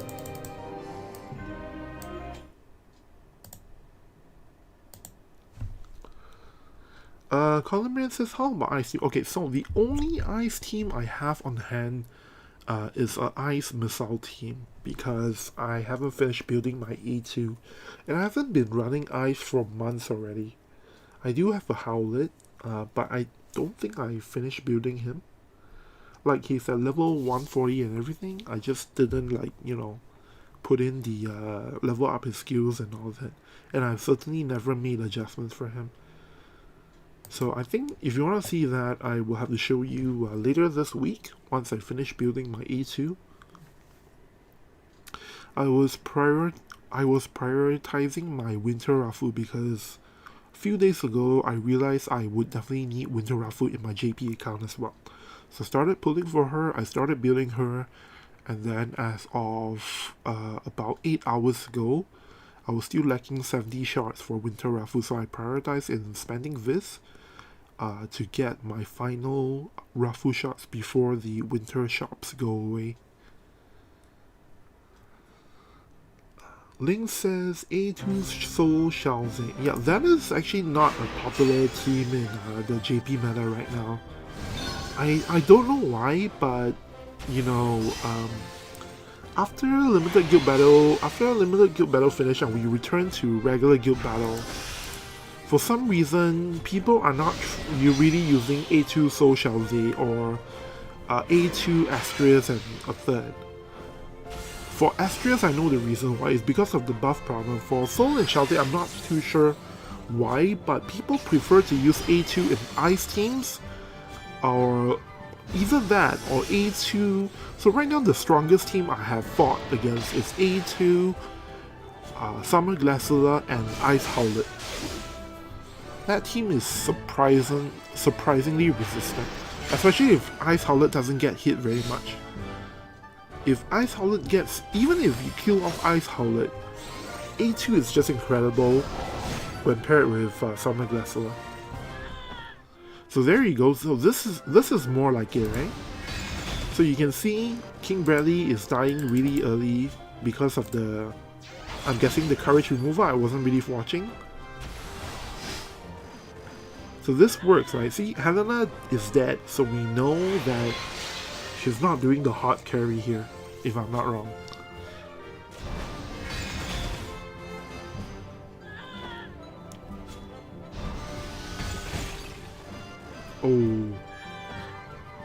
Oh, that's unfortunate. I wasn't expecting that. Luciano says speed is 1.5. Yeah, I lowered the speed because at the beginning I wanted to see the buffs, but I forgot to change it back. But yeah, you know, the loss over here for Lucio is really unfortunate. Link says Fro's guild ran A2 with Valis or plus Hull or Jin. Are you talking about offense or defense? Just gonna take a look at duo. Just give me a moment. We will check. I'm not sure if someone in Fro's does their arena this early. Oh, we can check on last week's ranking, I guess. Let's see. Oh, by the way, I am now a top 10,000 arena player. I missed like so many days of arena last week because of work and stuff, and I was sleeping early. So, I am officially a top 10,000 arena player. So maybe in the future I will base my meta observations on top 10,000 arena, since it seems like, you know, apparently like that's what content creators do. No, I just haven't been playing arena because of, you know, work, and then sometimes I end up sleeping too early and I forget about arena. I think there were like 3 or 4 days I missed arena. But anyway, Albus. So I know that on offense, a number of different people are using Valis A2 and either Ice Howlet or Ice Alaya. But the reason for that is because they're using it as an offense team. So basically the idea is they want to make sure that they can do really well against win teams. Right? So that's the main reason. It isn't because that ice team is particularly strong. So there you go, like this. Okay, in this case it's with ice. You see here, if this team was really strong, they wouldn't be hitting first attack to clear an open comb. See over here as well, right? Obviously, of course, you know, this is because the enemy is fire, but yeah, this is actually a really bad example. Let's find another day. I didn't look at the defense, So we will try and find another day where the defense is not fire. So obviously versus fire, you don't expect too much. So that's a really bad example. This one is a bad example because it's not a great guild, not a very high ranking guild. So I think, when did A2 come out? Black Cat is number 4 in the guild rankings in JP. Many ask, is that a max reincarnation, max reincarnated Melnia? You're asking about my Melnia? My Melnia is pretty much max reincarnated. She's at 77 reincarnations, I think. But her stats for attack and HP are really nice. So I just stopped reincarnating. She's, for all purposes, she is max reincarnated. Okay, so this one... Okay, so they got 6 stars with this team. Let me see. Berry alternative. Let me check.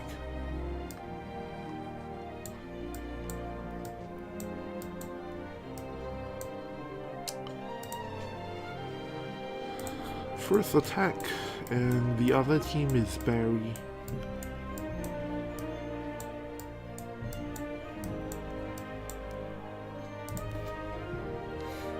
Okay, first attack as well. So obviously one of these teams is, you know, so rank 919. Who did he hit first? Okay, so he hit this as a second, and obviously this is favored because, you know, Ad is here. The first team,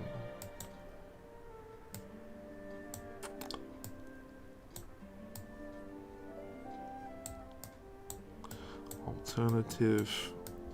Okay, so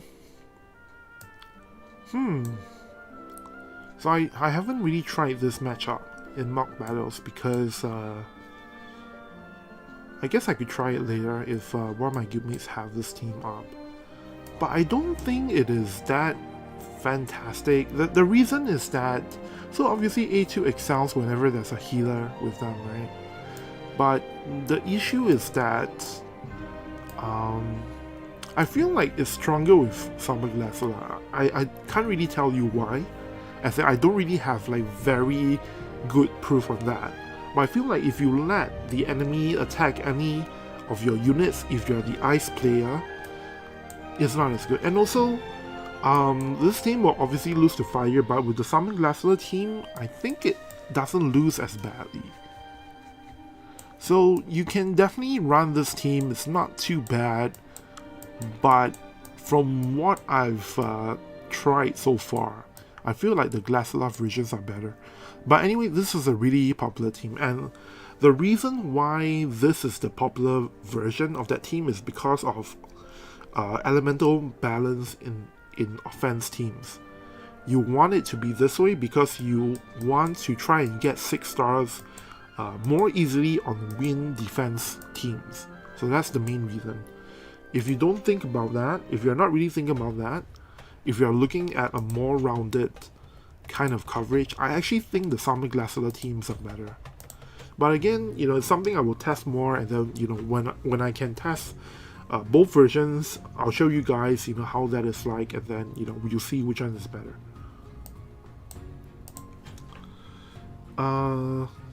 Colin Man says, because Summer Glassy has the aura for protection. Yeah, exactly. And not just that, but I don't remember if Ice Howlet has guaranteed hits. Like, how does Ice Howlet deal with you know, evade teams? So that's my main question. Because the thing is, so like I said, they're using the ice teams on offense. So if they see fire evade on the enemy side, they can just don't attack, you know? And that works out for them because, you know, not everybody needs to attack every single day. So that's the one consideration you need to think about. If the number 1 ranked JP guild was using that ice team on defense, then my response would be completely different. Because teams on defense are just going to be very different from teams being used on offense. So you gotta think about that. Alright, so next up we're gonna troll the template Black Mage team against the Lucio team and see if, you know, if the Lucio team performs badly against Black Mage, then I think, you know, I think we should just wait for my guildmate to, you know, put together something better, right? Because if the light team doesn't even stop Black Mage, who has 2 dark units in the team, then what is it doing? It's not good enough. Even right now, as I'm talking about this, Black Mage teams right now are no longer the meta in JP because so many things can beat it now. Lightning can beat it. It used to be 50-50, but Lightning can clearly beat it. A2 teams can clearly beat it.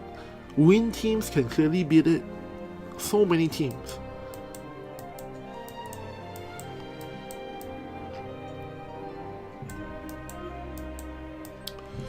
So let me load up that Lucio team again, and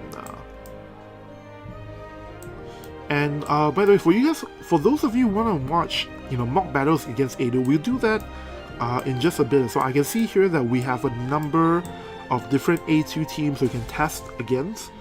So we will definitely do some of that later in the stream. For now, we just want to, you know, have a better idea of how Lucio is supposed to work, so that I can decide if I should, you know, try and pull for him or not.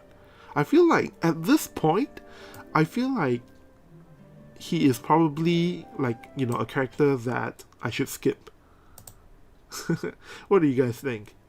Like, so far we haven't really seen anything that's super great about Lucio. Nix asks, are there any teams being used running King, Erde, and A2? Yes, there are. It would be King, Erde, A2, and Summer Glassula. And the way that team works is you're replacing Faris with A2. And Nix also says A2 can lower pierce resistance as well with her high Dragoon sub. That's an interesting thought.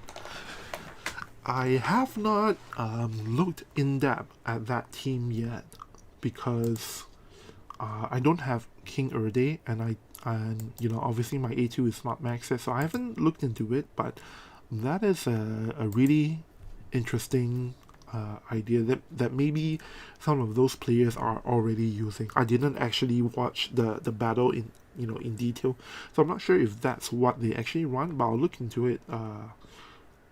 If not today, then, you know, sometime soon, I guess, in a video or something. Link says Ice Howlet will need Glassula to help his accuracy. A2 is hyper accurate. Yeah, so there you go. I feel like if you're running Valis and not Summer Glassula, even if A2 is hyper accurate, the fact that Ice Howlet cannot do anything against Evade is kind of a potential weakness that, you know, that will lose you against too many things. So that's how I look at it right now. But again, if you are running that team on offense, then hey, you don't need to worry about that. So I'm letting this run at 2x now because we know how the buffs go, and it seems my friend has turned off the accuracy buff, so Lucio actually went into the elemental resistance buff right away, so performance will probably be better now. So I guess he was in the midst of tuning his team earlier, so we should probably see a better performance from Lucio now. Now, because I'm running at 2x speed, I can't really like commentate on every single buff. But I'll slow it down again if I feel like we need to look into this more seriously later on. For now, we just want to see if it's a win or loss for Black Mage team. Wow, look at that. Look at that damage. What the heck? Why is Lucio doing so much damage?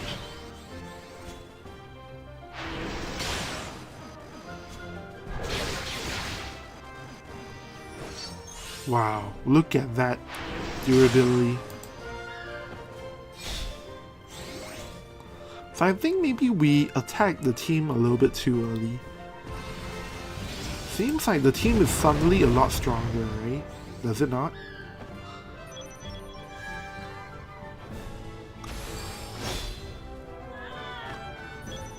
Okay. Oh. Okay. So now Lucio is dead, right? What the hell? What the heck was that?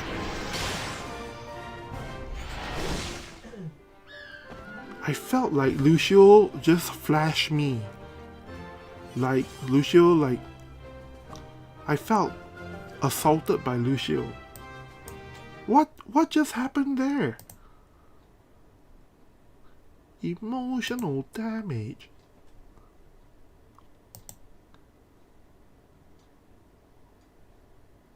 Holy cow. This is the power of Lucio.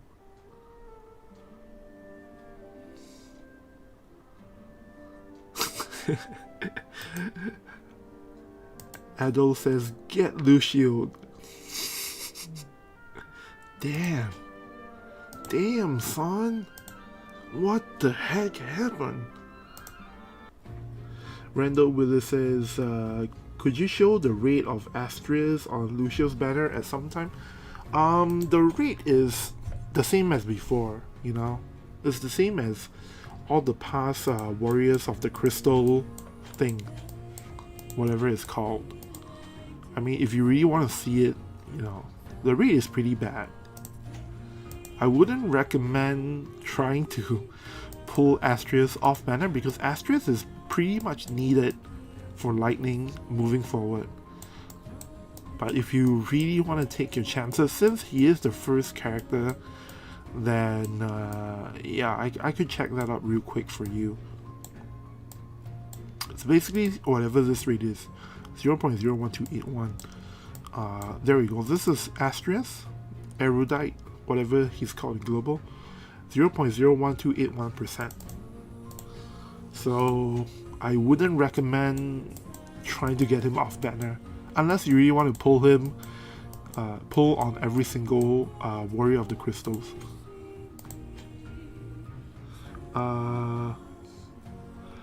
Lucio says max reincarnation now, maybe. You're talking about Lucio now. I don't think my guildmate is so crazy. You know what? I'll ask him. If you will just give me a moment. I don't know if he'll respond, but I can ask him now. Although he's not on Discord. Just give me a moment.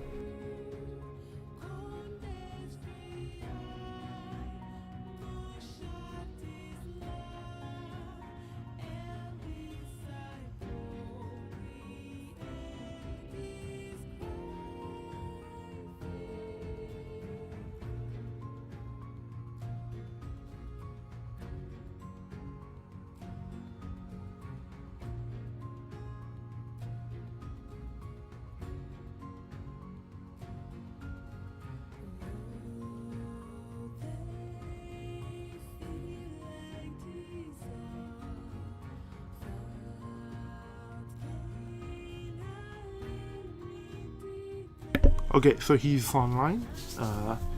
I just asked him if he reincarnated, but I don't think he has. So I'm most likely going to skip Lucio. For the most part, because I feel like I don't feel he's that good. You know, I'm not convinced that he is must pull. And the fact is, for the most part, I don't pull units. In JP at least, I don't pull units unless I'm absolutely sure I need them.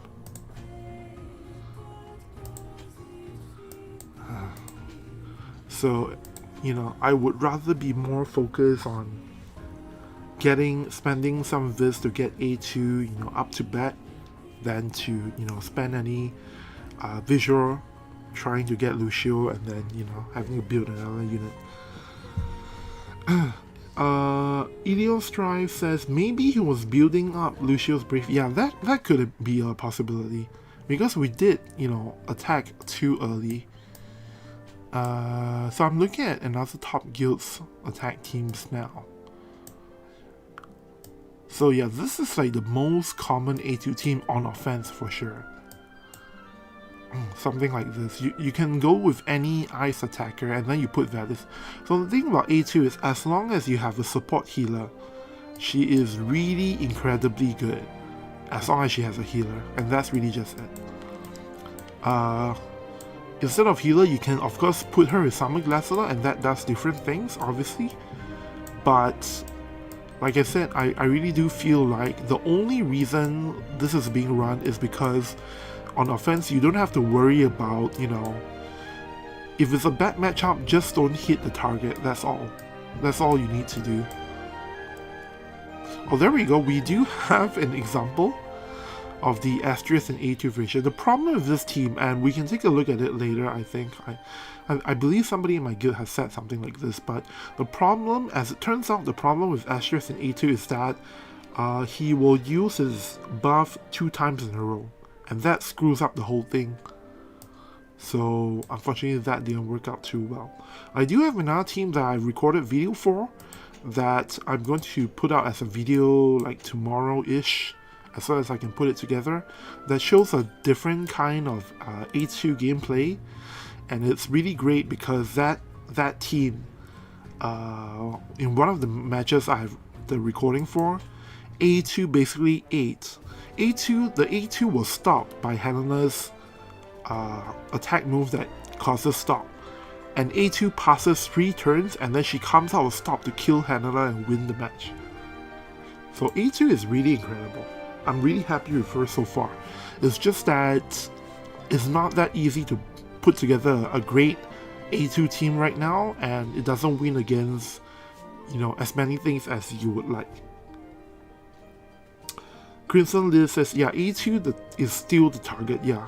She's still the one you should go for the most part. Mostly because A2 is going to just get stronger and stronger moving forward. So yeah, I think I'm probably going to skip Lucio for now at least, but I don't mind doing some pulls and seeing if I get lucky, you know, see whether or not I can get Lucio from some luck pulls.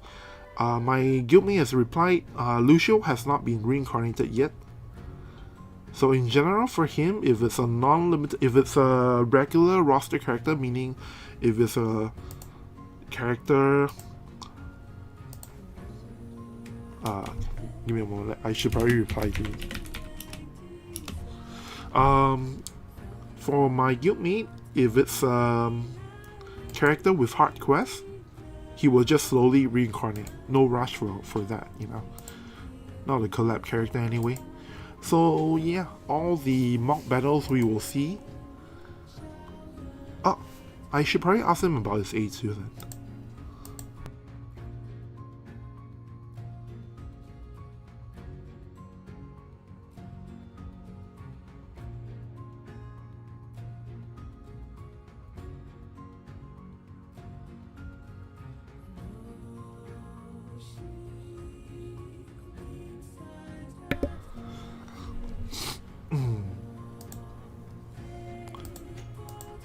Any ideas on what you guys would like to see versus Lucio? I guess I can load my water team. So this is the only water team I have at this moment, because we use this on defense one of those days. So I'm gonna just throw it against Lucio. This water team is not that strong, so I don't expect it will beat Lucio. But again, if the Lucio team loses to this, then we have a problem, right? That's kind of the whole idea. So today, ahead of the stream, I prepared, you know, I basically just copy and pasted all of the usual teams I use in Guild Battle, and they end up being around 10 to 11 teams. So I have those ready made beforehand, because those are the teams I use the most. But if we want to try and build something and test it against the you know, whatever my guildmates have up for me to mock, we can do that as well. Unfortunately, I do not have Winter Rafu made at this moment. I do have her at level 99. I just haven't actually went and, you know, fully built her. But sometime this week I'll put up some videos featuring Astris and Winter Rafu versus, you know, A2 versus Lucio, and hopefully 2P as well.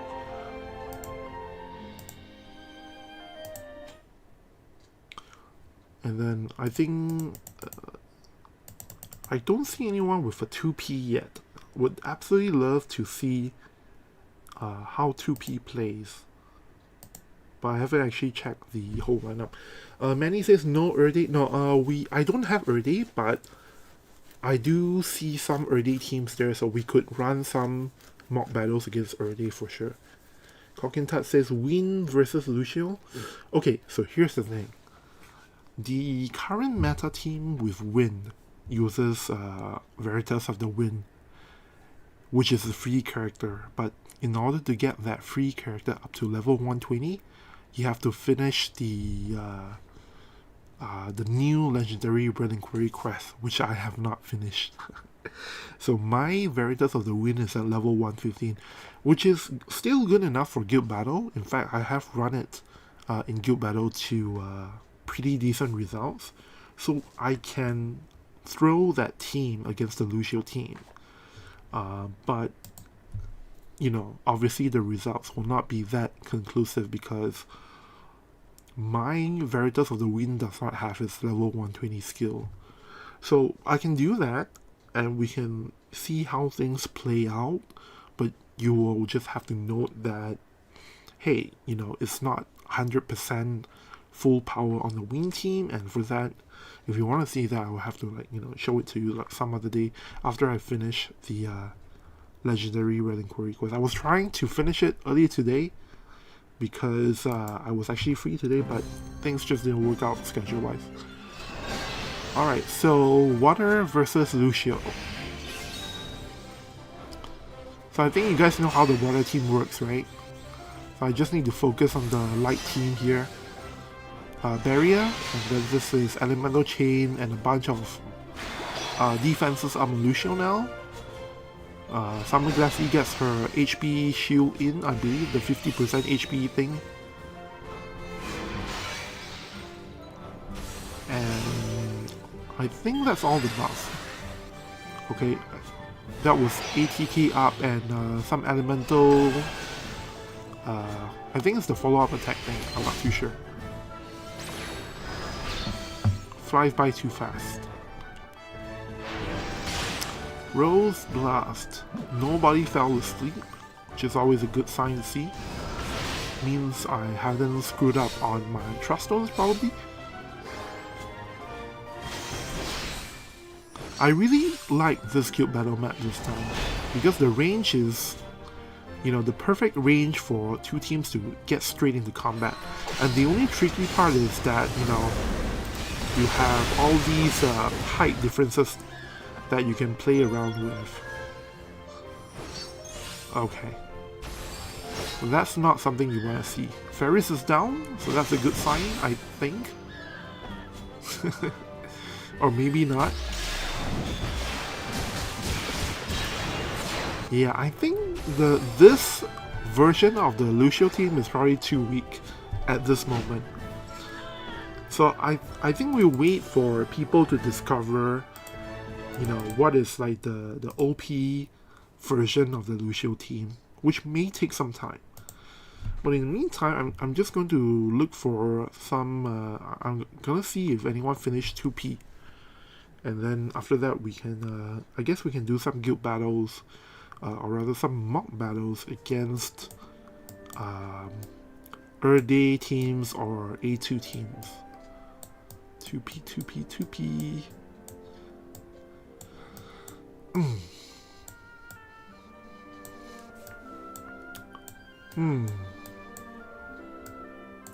So the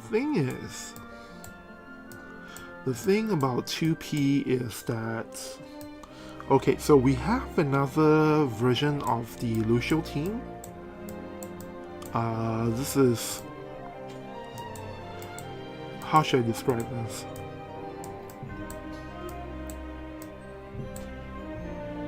So this is somebody else's Lucio team, with Starlight Elena instead of Bards. And of course, the good thing with that is, honestly, I would prefer Starlight Elena here to run a bow tie so that she can serve as the tank. I really don't like it that, you know, they're putting a weapon here, because it means that you're allowing the enemy team to freely target anyone. So I don't think this will be that good as well. Mean job. So he has defense penetration from the Strider subjob with accuracy up. So that's probably the way to build him. I guess I can show you guys this page. 13,000 HP, which is pretty good, I guess. 1,880k. Luck and dexterity seems to be average, and then the defense is pretty high, considering that. Oh, sorry, I was looking at the wrong thing. This is accuracy and this is evade. Coverage wise, you're only weak to missile. Wow, look at this. I love to see this. Alright, so this should be a stronger Lucio team, I'm guessing. So we're gonna run the same water team against it, and let's see how it fares.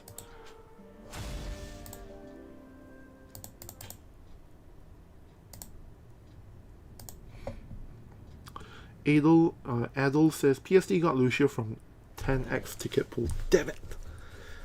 Damn it! Now I want to get Lucio from my 10x ticket pool as well. You know what? I'll be happy if I get either Lucio or 2P. Like, it doesn't even matter to me that much which one I get, as long as I get lucky. Marut says, now I wonder if Edison will be a good match for Lucio and Helena. How would that work though? Because the thing is, so oh yeah, because Addison Rae can give courage, right? And then you give courage to Lucio, you give courage to Helena. Yeah, that may actually be really good. Because right now, one of the problems with Lucio is that he does not have courage or re-raise.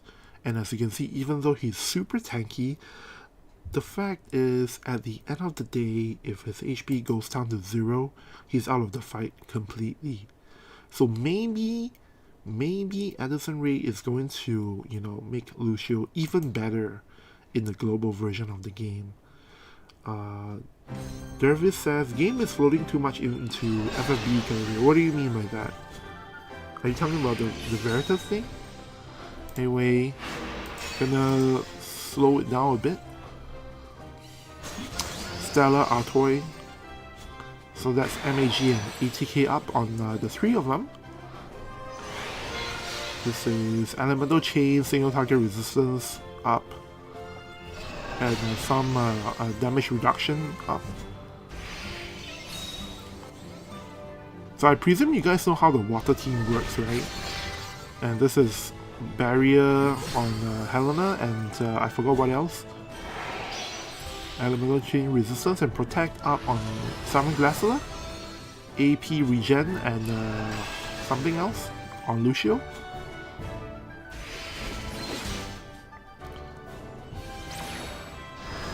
So Fairies, I believe, tried to dispel the buffs on Lucio, but it's not that impactful, because most of the things that are up on Lucio cannot be dispelled. Holy cow. Will you take a look at that damage? Starlight Elena is stopped.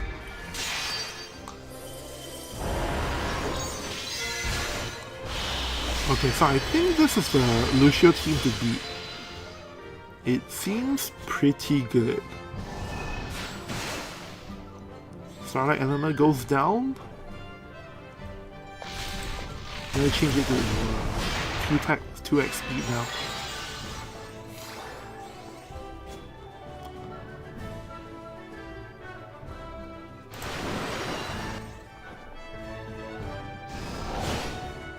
5,000 on Perrine. So they've won effectively. Wow. Okay. Yeah, this is really good. Alright, let's throw some better teams at this Lucio team, shall we? I'm starting to see Lucio's potential. Dervis says someone didn't put godly passive on Starlight and another with stop sleep Malifaux. Well, you know, this is just for testing, you know, at the moment. It's not the final team that he's using in Guild Battle. So, hey, you know, people will be lazy, right? I mean, I'm pretty lazy on my trust stones too. Sometimes it happens because you can't put every single thing. So you have to just put some things on first, and if necessary, then you switch it out. So what did we try earlier? I guess I should just start with the hardest team, right? So this is like one of the best teams in the meta. So we'll if the Lucio team wins against this, then we have a winner on our hands.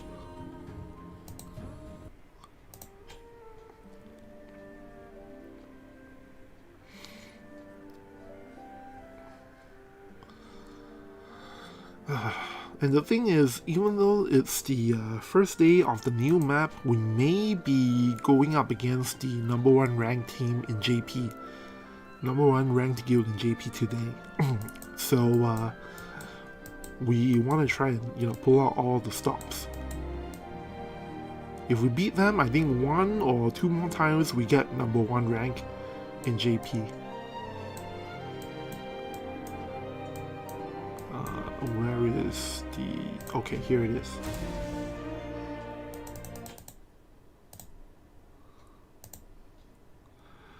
Ilion Strive says, did the polls finish yet? Nope. Haven't even started polling. Bunisat says, Happy New Year from Thailand. Thanks Bunisat for dropping by. Happy New Year. Oh man, I haven't set my guild battle stuff for global. I hope I'm not in trouble. Gonna have to check on that later on today. Let's see here. Oh crap. Okay.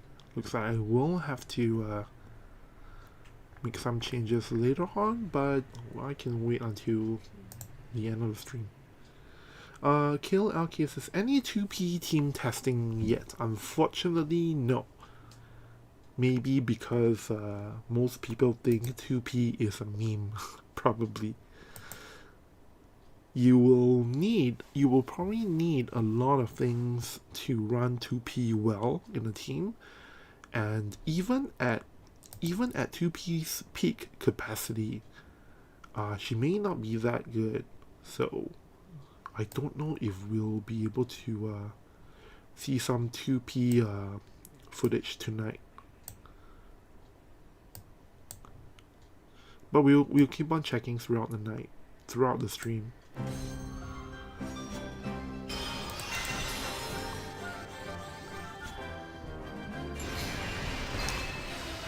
Lightning's TMR, and then there's single target resistance and a bunch of things on Astrias.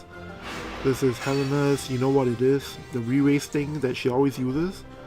Stella Artoy, and this is single target resistance up and elemental chain resistance up and dispel on hit,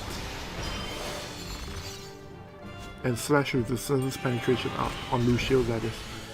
So that is Elias TMR, Ice Elia I mean. Accuracy up on Star Enema, AP regen and damage reduction up. Okay, so this is where the fight begins. As you can see, Lucio is tanking really well, but I think he dies with Astra's Limit Burst, right? There's no way he survives this. What? He survives but dies due to the follow-up attack, so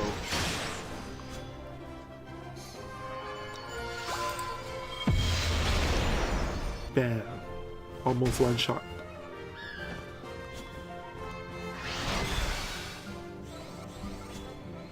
So Helena doesn't take damage because of the Grimoire Keeper barrier.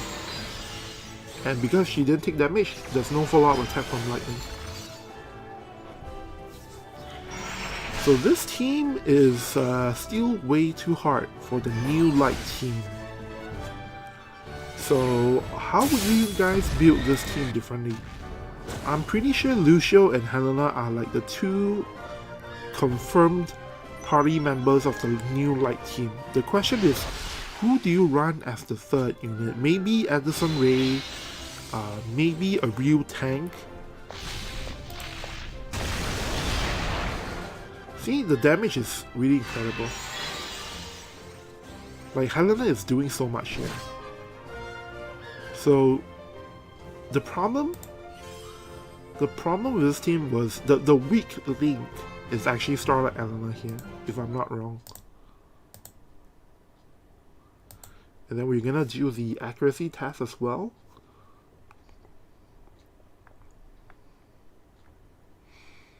Daniel Soto says, my boy Lucio is getting jumped. Yep.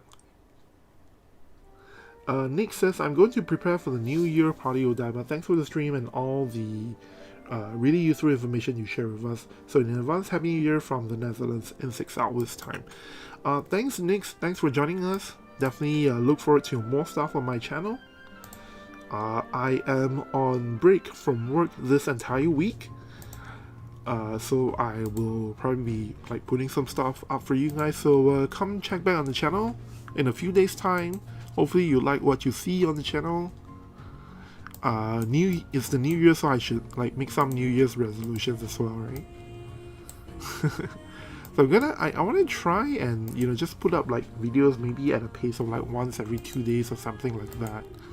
Not too sure if I think that sounds reasonable, as long as I don't get too hung up on trying to make, like, you know, the bigger videos all the time.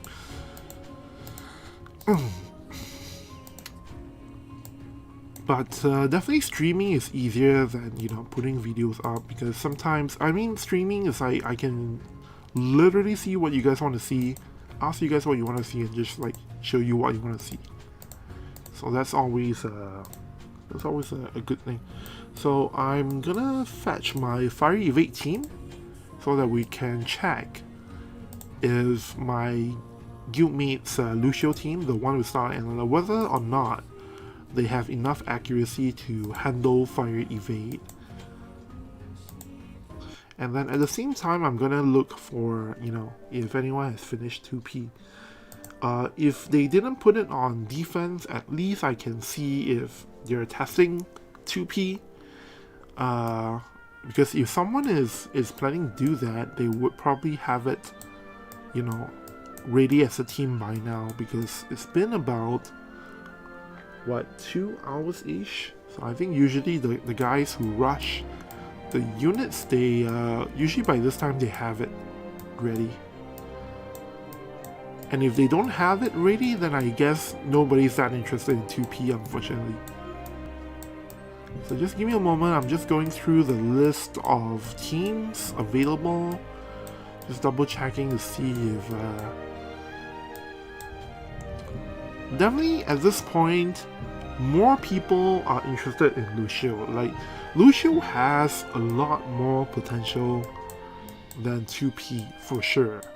Because just reading the skill kit on 2P, I'm like, is this supposed to be a meme character? Like, she just dies so quickly to guaranteed hit, as some of you guys have pointed out, right? So that's not what you want to see. Whoops.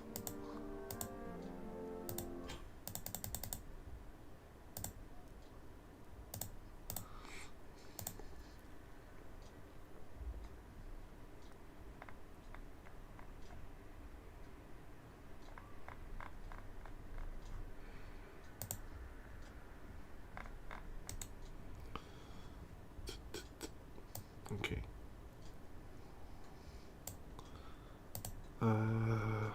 Crap, I accidentally pressed the wrong button. Okay. Let's see here. Colin says I might try making an evade Lucio. I saw that one of my guildmates is trying something like that. He put Earth Lucio, as in Halloween Lucio, next to the new Light Lucio, and they are paired with Bards. I don't know if that makes any sense. Is Halloween Lucio of the same sword class as them? I don't actually remember. But maybe that is like the new Lucio team. Like you would run Halloween Lucio as like the tank, but wait, you still don't have, you know, any resistances against guaranteed hits, so maybe that's not such a good idea. Dervis says Dervis would run Light Jaden for this map. I don't know. Light Jaden seems like this map is like a bit too small for him. Seems very cramped. I can see how you think though, because it makes sense for Light Jaden to hang back while Helena and the new Lucio, you know, run forward and engage the enemy that way. So it might make sense, but I don't think it's that strong. Because it's very easy to close in on Light Jaden on this map. Nick said earlier, I'll be sure to check in every now and then. Take care, my friend. Alright, so once again, so you know the drill by now. Earlier I showed this fire evade team already, and the interesting thing about this fire evade team is that Yuffie actually hangs back for a bit to get a few buffs before running out. So it may not actually work on this map 100% of the time, because if the enemy team is rushing my fire evade, then I need to turn off a few things so that Yuffie will just go out with the sure hit nullify buff on turn 1.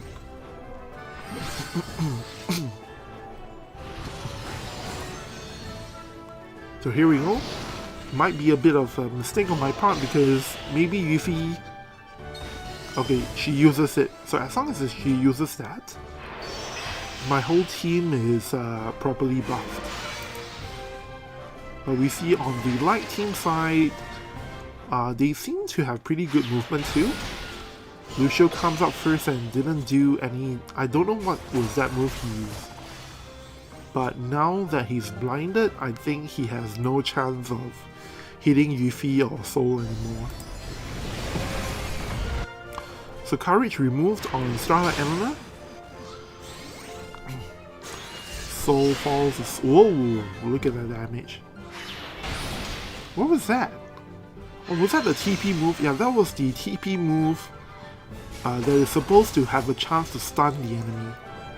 Yuffie didn't have enough accuracy to hit Starlight Elena, and Soul goes down for the second time. I might be in trouble here. So I guess the idea is, if Lucio cannot hit evade, then at least he has a chance of stunning. This is very cute. I find this to be very, very cute.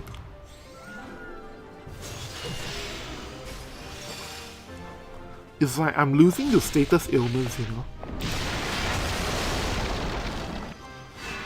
So fortunately, Helena does have enough accuracy, because I believe this team is using Shinryu, and Shinryu in Guild Battle gives an additional 30 accuracy up. So this team is pretty good. So maybe this is the way to go.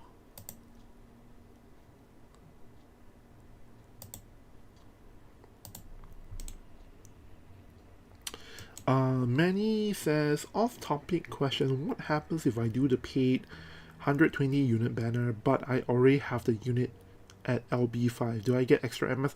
No, you do not. You will just get 40... It's the same as any other dupe. You will just get the 40 character shots on my spears.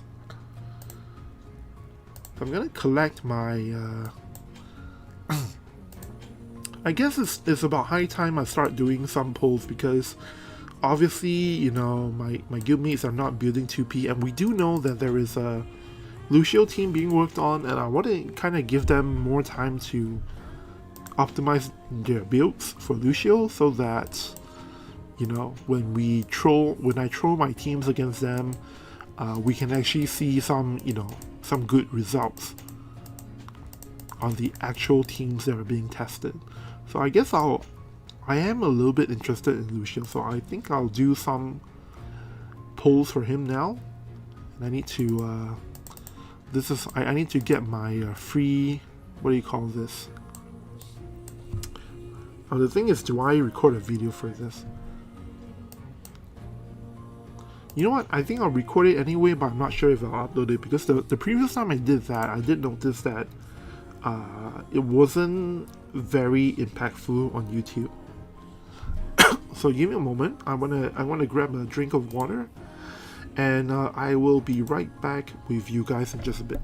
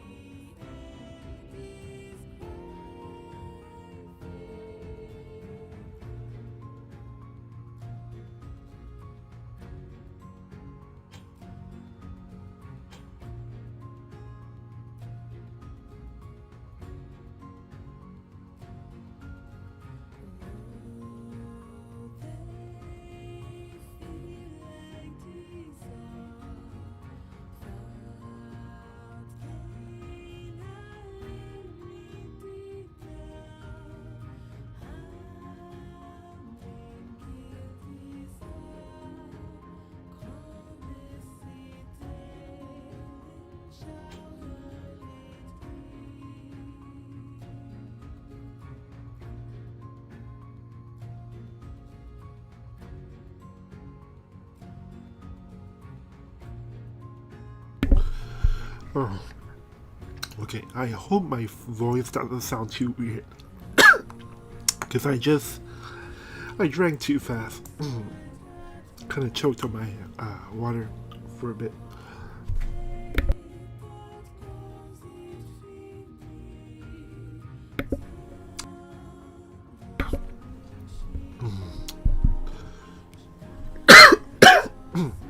Sorry.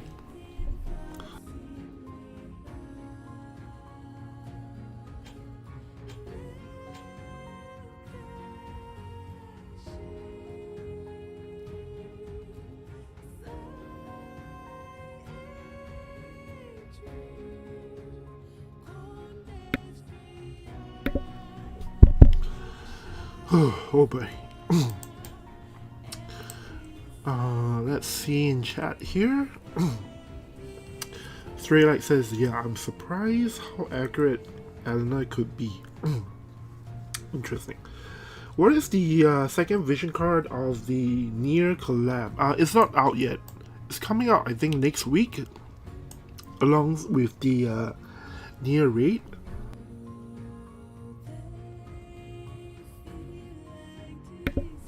And Crimson Lace has a question about my lightning. Is your lightning FF13 lightning reincarnated with diamond? Nope. She's just at level 140. I thought about reincarnating her, but she's not that important, to be honest. And you can easily just go on without her getting reincarnated.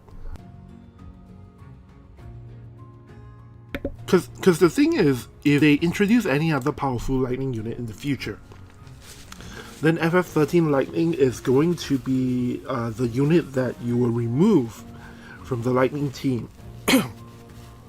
So for that reason, I don't see any point in reincarnating FF13 lightning. Alright. Sorry about that. In case you never mind.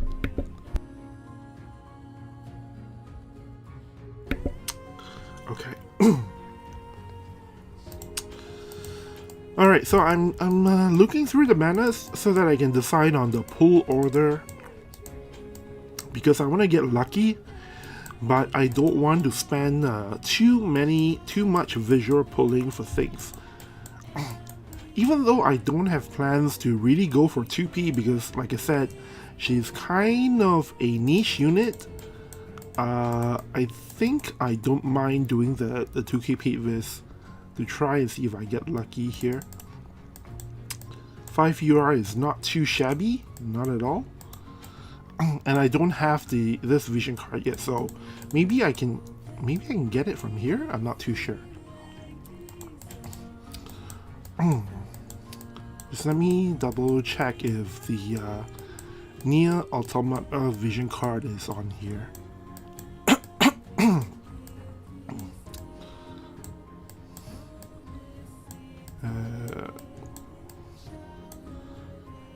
Okay. Maybe it's easier to see from here.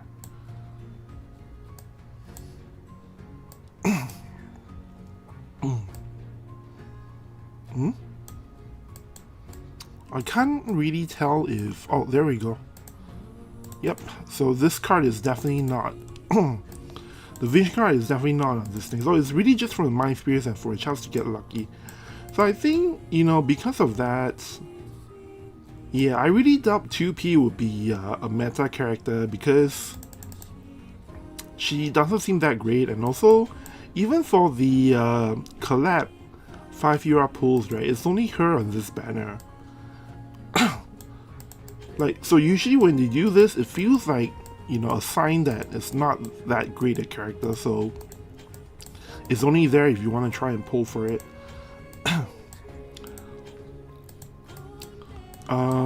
This banner I can totally skip because I don't have any character I need, so it's just going to be this thing, and it's is there a PD for this? Oh crap.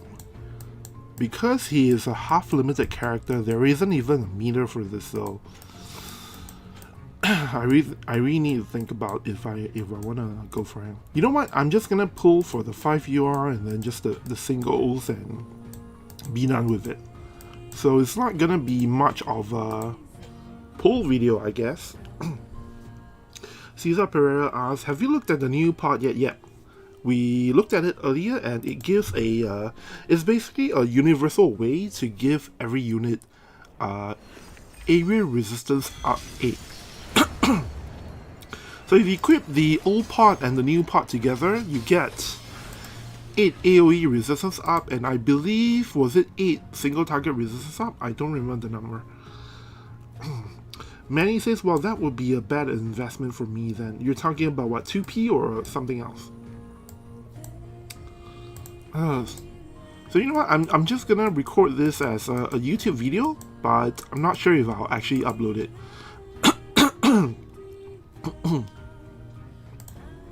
Hey guys, it's Dieback here, and welcome to my... oh, you know what, let me try that again.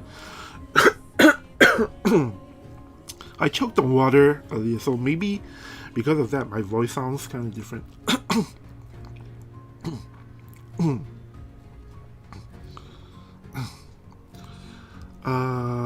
Earl says, damn, PSD got Lucio a free 10x ticket. Good luck to you, Dieback. Thanks. I'm going to top PST by getting Lucio in a single pull. Not even a 10 pull, but a single pull.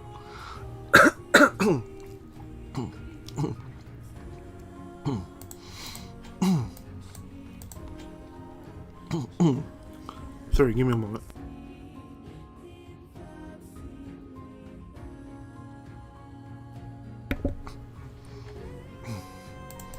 So the kind of annoying thing about this music is that it has vocals, so kind of feels weird if I start the video halfway while, you know, the vocals are being sung. Nice step up. If this was guaranteed, then maybe 2P isn't so bad, but, you know, she's kind of not even that. Hey guys, so it's Dieback here, and we are about to do some pulls. now that 2P and the new Lucio have come to board the Vintage JP.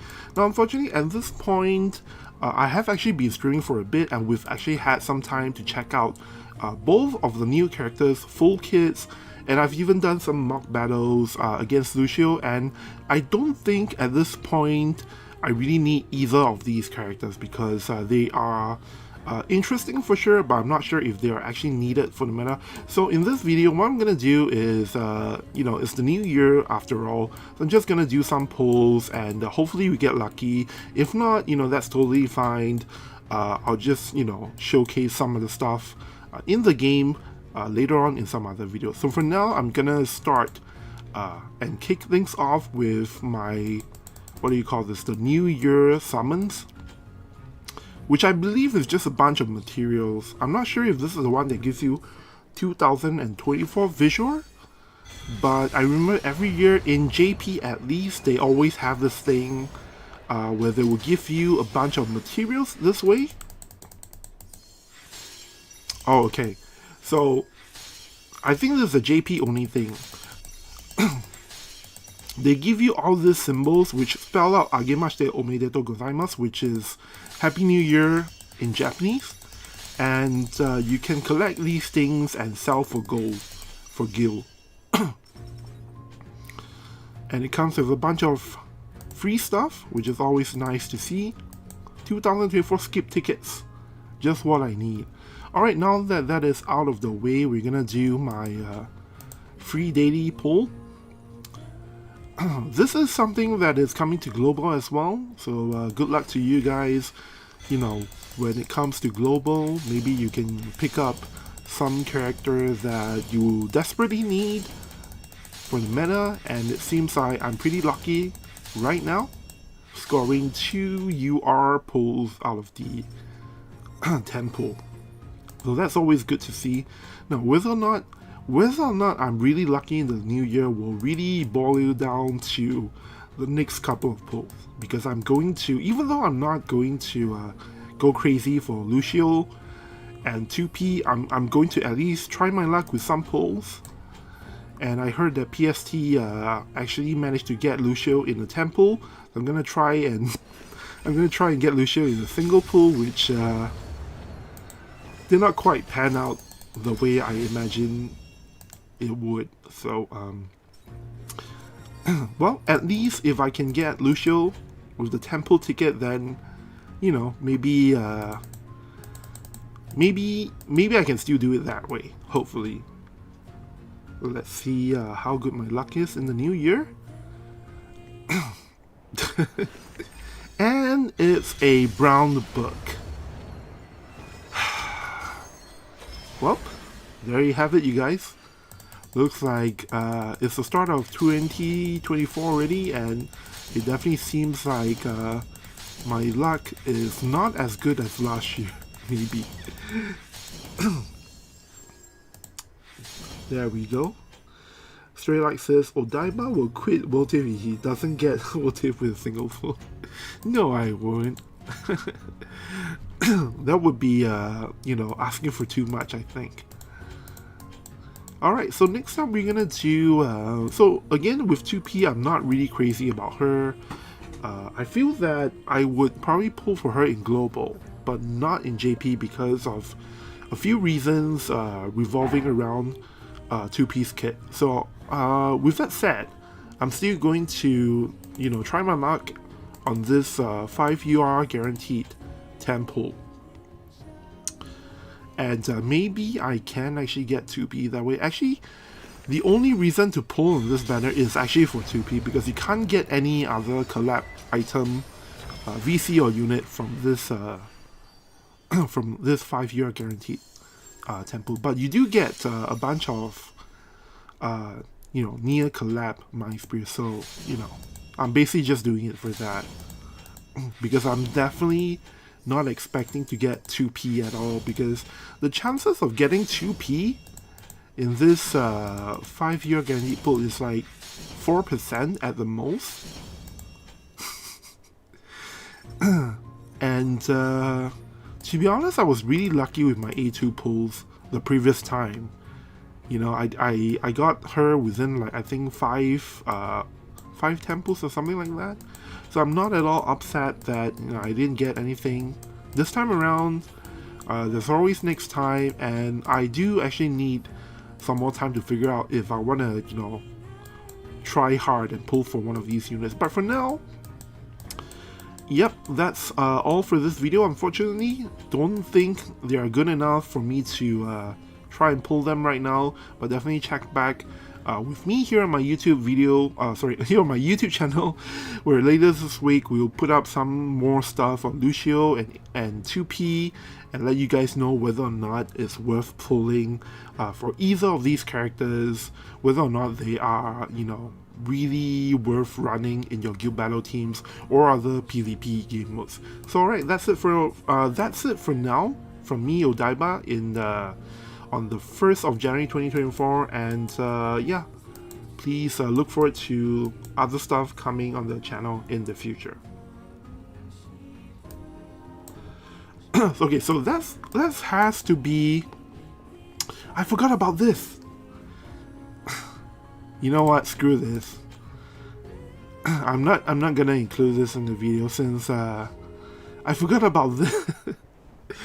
Oh my gosh, I forgot there's a temple ticket for 2P as well.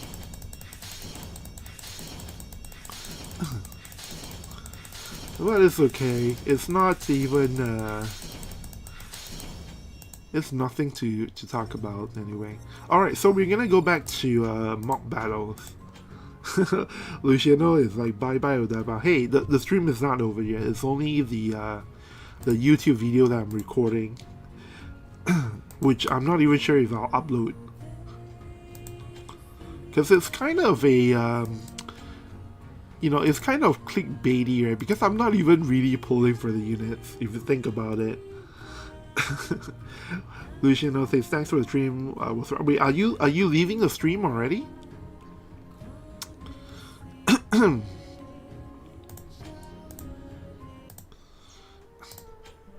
So, next up we're gonna see if we're gonna, I guess we will try a few other teams against the Lucio team, and then what I want to do next is try out some teams against A2 on this map.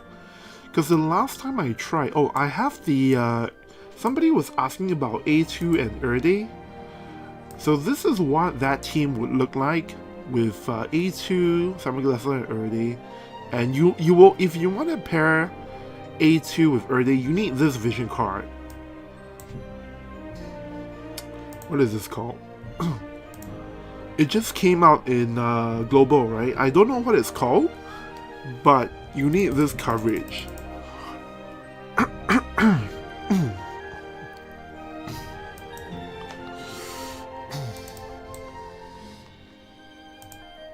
Okay, you don't need this card, but for all the teams I've seen who do run this particular combination, they always use this card.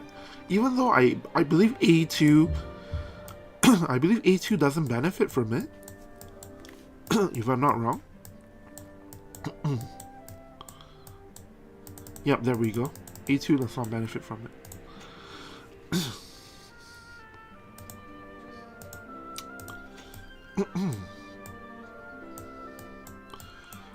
Let me take a quick look at the teams.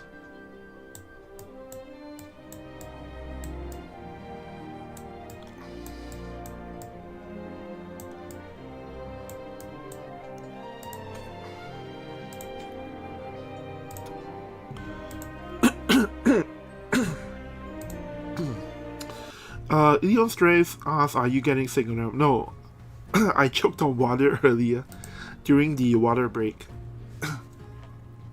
So that's why I'm having a bit of a meltdown in my throat right now.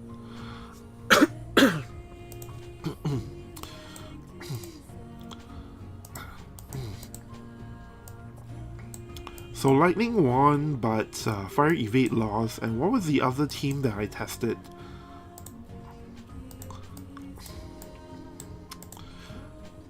I think it was the Black Mage team, right? So this team should lose to the Starlight Elena team, if I'm not wrong.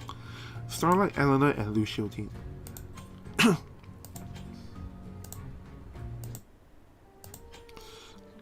So we're gonna take it out for a spin, and then I think after that, I think we'll take a break from the Lucio teams and you know, show off some mock battles with A2. Because partially because before the start of the stream, like I said, I was testing A2,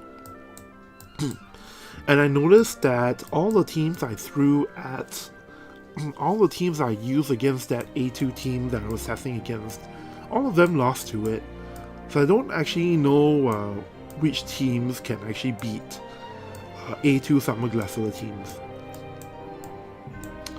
At least at this point in the game.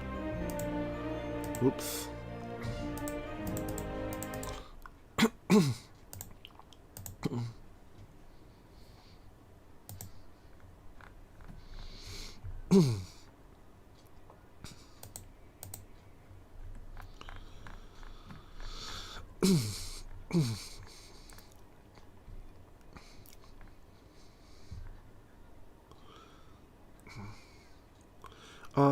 Let's see. Scorponaut Scorponaut said that he calls the vision I was talking about, that is pretty much needed for Erde Summer Glacier. He calls it the Leonis Kids VC. That is a pretty good name for it. Like, nobody knows what the name of the VC is, but everybody knows the Leonis Kids are on it. Manny asked, your Lightning Comp can beat Glacier A2 team. Yeah, it lost to it.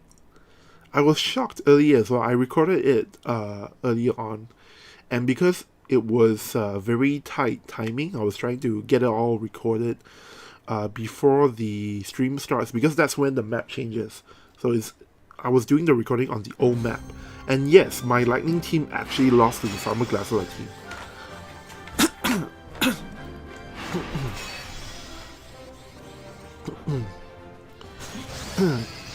Carlos Gumarez says, did he pull anything in this 1 hour? Yep, I did. About 20 minutes ago, I did some pulls, but I'm not too crazy about Lucio or 2P right now, so we're not gonna do any more pulls today. Sorry about that. But if you want to see that, I recorded it, so I think I'm gonna. I'm not sure if I want to upload it as a YouTube video, because I might want to upload something else. But you know, if I decide not to upload it, I will just put a time code here so that people who want to see the polls can go to that. But this time, essentially, I'm just not gonna do a lot of polls because I'm not sure if they are actually good enough. Manny says, I'd like to see that mock battle.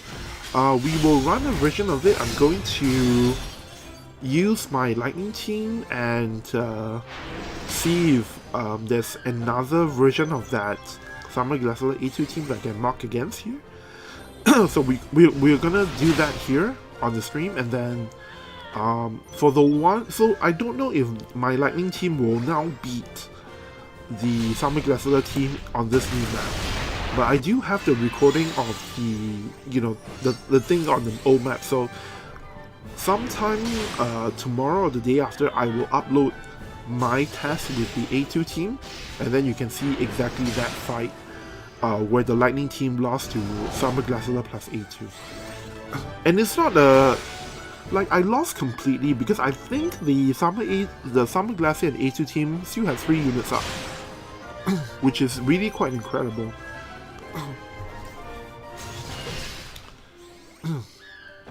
Okay, so this team is legit for sure.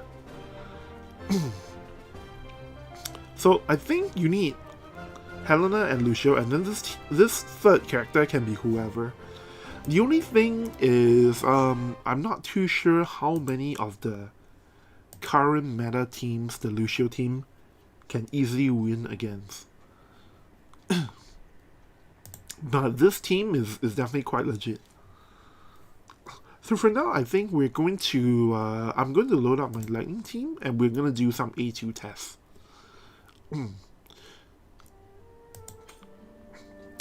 Now, as for Lucio, if you guys, hang on, let me switch to the correct window. So basically, I'm gonna wait for more tasks and more knowledge about Lucio to come in before I make a decision on if I want to go hard for Lucio. Because as you can see with my viz here, if I try and pull for Lucio, I pretty much am stuck with Lucio, and I will have to spend the next 1 or 2 months to save up my visual. So it's not a decision I can, take very lightly. I want to see if he's actually worth the visual before going in for him. But if I decide to pull again, I will schedule a stream in advance so that for those of you guys who want to watch that, we can come and do the pulls together. But for now, for the rest of this stream, it will pretty much just be mock battles against various different teams. Now, I definitely hope that somebody in my guild would try to put together a 2P team, but yeah, that's unfortunately nobody likes her enough to do that on day one. And you can't say I can't try. You can't say I didn't try, because I did. Try and get 2P with the 5 euros guaranteed 10 pull. And I also did, do the free, not the free, but the 300 paid viz temple ticket to try and, get my hands on 2P. If I managed to pull 2P, I would actually eventually build her. But to be honest, in JP where resources are really scarce, I don't think 2P is worth the, the attention right now. Chances are somebody out there at some point will show us how good 2P is, but for now, just based on reading her kit, I don't think she's that good. So, is Lynx still here? We have a version of the A2 Velis Ice Howlet team, so we can actually run some teams against this and find out what is good or bad against. You know what, we'll start with this and then after this fight we will load up the Summer Glaciala version, and that way we can do like a direct comparison on which version of the A2 team is better.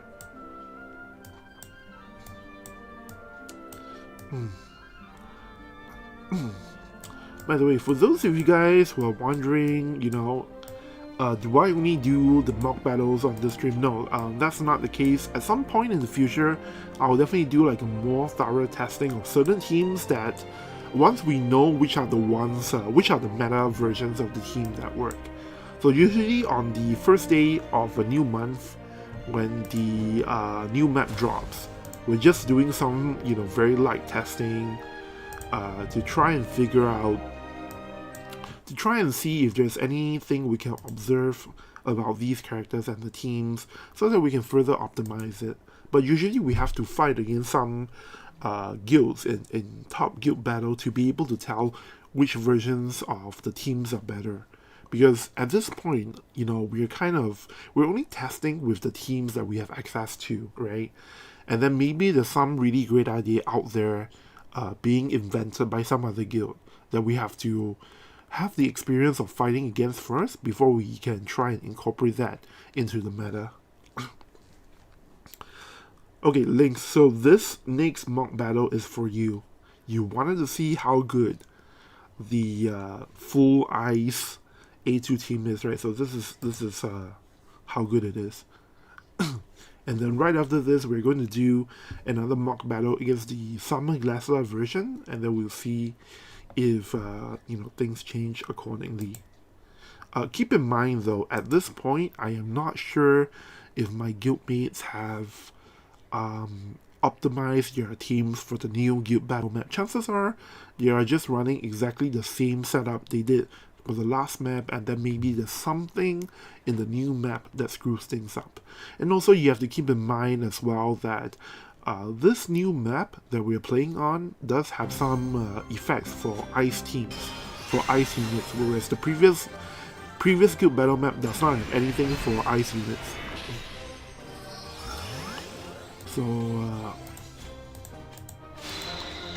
So A2 buff Valis with agility up, and I forgot what else. HP absorb, and then barrier up on Ice Howlet, haste up on both of them as well. Haste up on A2.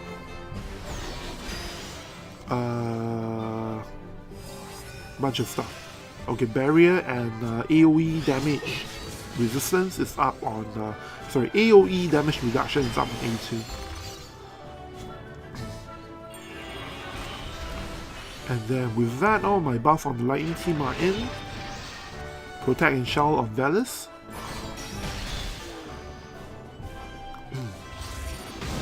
Look at that damage, just look at that. Okay, this is not too overwhelming, but between the two of them, it definitely looks like my Alaya is out of position, but she shouldn't be running out in front like that. Anyway, Asterisk is gonna try and take out A2 with his Limit Burst, which comes with a follow-up attack.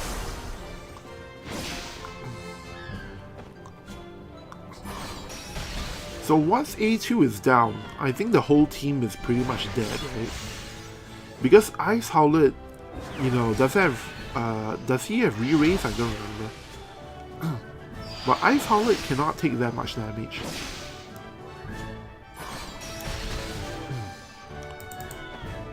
Alright, so this was a bloodbath, to be sure.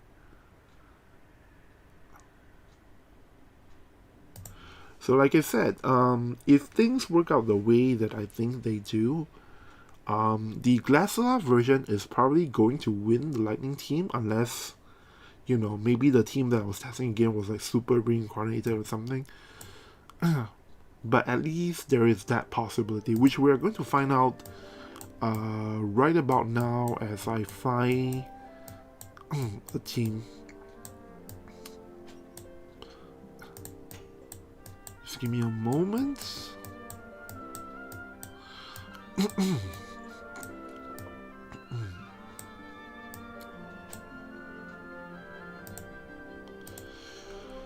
So this team is going to be different from the one I will showcase in my video sometime later this week.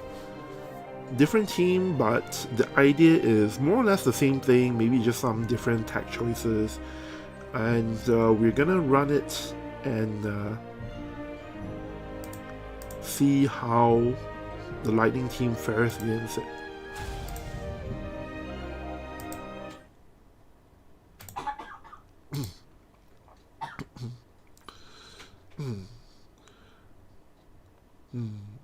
Dervis says, actually opening for Ice team was very bad. Oh, is that so? Okay. I thought it was pretty decent, right? Because what's bad about the Ice team's opening, because they all gathered up in the center, and then Valis hasted both of them, the full team actually. And then A2 was the unit in front of Howlet. So I thought it was pretty good. Daping says, 2P so sad, no love, yeah. Partially because the guild I'm in is like a totally serious guild. I mean, we're literally less than 100 points away from rank 1. And obviously we want to focus our resources on the stuff that will help us win and get rank 1, you know? So if Lucio turns out to be a winner, if he turns out to be some character that in our testing can actually beat everything, then that's when I will start pulling for him.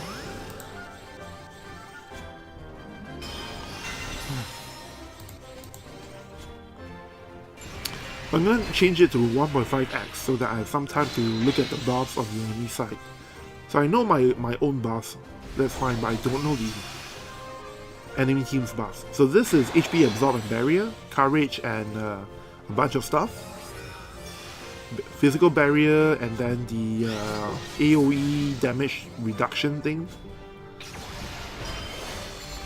I really should learn the proper name of global version. That is Elias Ice Elias TMR, so you know Berserk resist and all that, I mean. Alright, so we're within range. Same thing. Alliance goes in and attack first. Re-raise is removed on the units. Haste removal.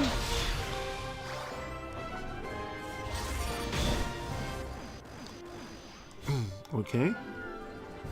I think I can put it in 2x.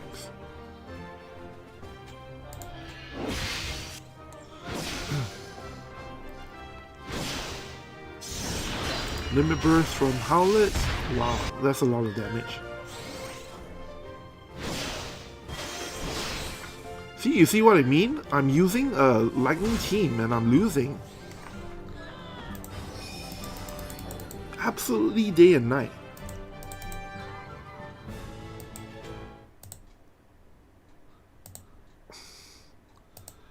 Okay, so maybe the team I was fighting against, maybe they're all like fully reincarnated and whatever, right? You know what? I'll find for you guys another Summer Glacial and A2 team, and then we can see if the success with that team is repeatable. So just give me a moment as I try and locate that team. Roughly, I know who in my guild are like people who go mad with reincarnations and people who don't. So I don't know for sure 100%, but usually I can tell more or less.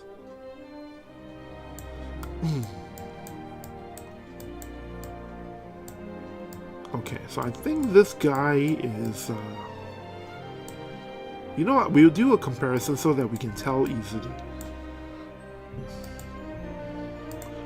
So this A2 has 11,237 HP, and then some other A2 team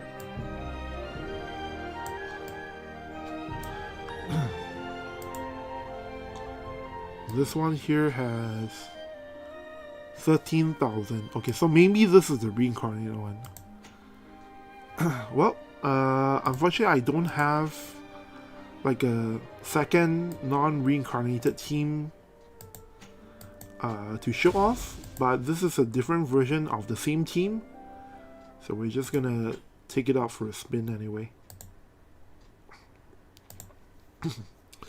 Cockintat says, how about Alphonse do the tanking? Yeah, I could use that team, and it should do better. It should definitely do better. But the issue with the A2 Summer Glacial team is you've seen the damage, right? So the only way I think I can make it work for a Lightning team is to have Alphonse go out really far ahead of the rest of the team. But yeah, you know what? I should definitely try that out. I have it saved in one of my templates anyway.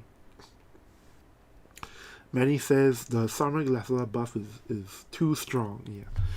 To be honest, I don't actually know 100% like why this is happening, because now obviously the Glacial, the Summer Glacial team obviously has a lot more resistance, or rather a lot more durability on the other units, but the reason why the Lightning team is losing is because of the insane firepower between A2 and Ice Howlet, which technically you also get with the Valis team, right?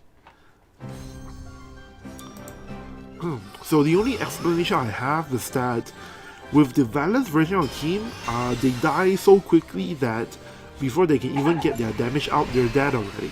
So that is the only explanation I can offer up as of right now. But if you're going to be fighting against a wind team, you don't really need to care about damage mitigation that much, because the wind versus ice matchup is already giving you damage mitigation.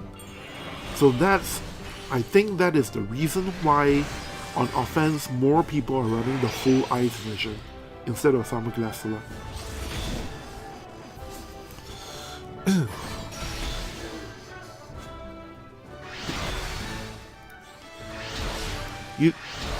See, over here, A2 is actually out of position. A2 does not get Summer Glaciola's aura. But the thing is, because of Summer Glaceola being attacked, you are forced to attack Summer Glaceola, and okay, so A2 does die, but still, you know, it's only because Astrius cannot target Summer Glaceola.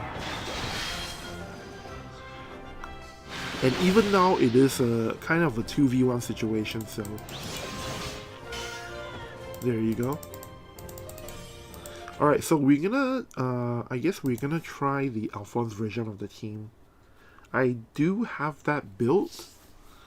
The only problem is I accidentally overwritten it at some point in the past week or so.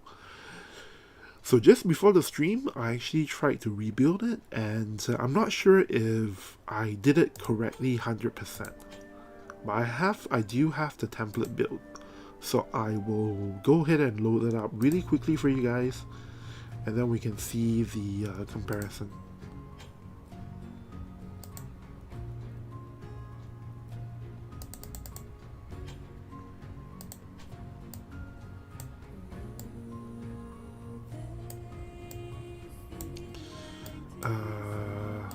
Oh, this is it.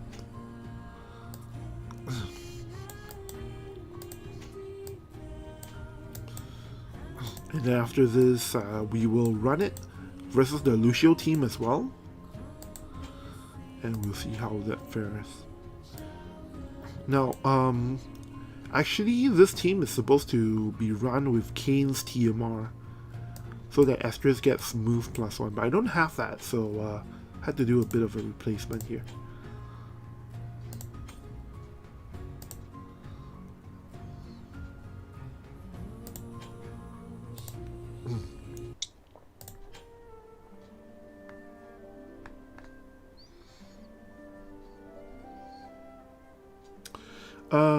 Sentinel double 11 asks, did JP get Winter Rafu? Yes, we did.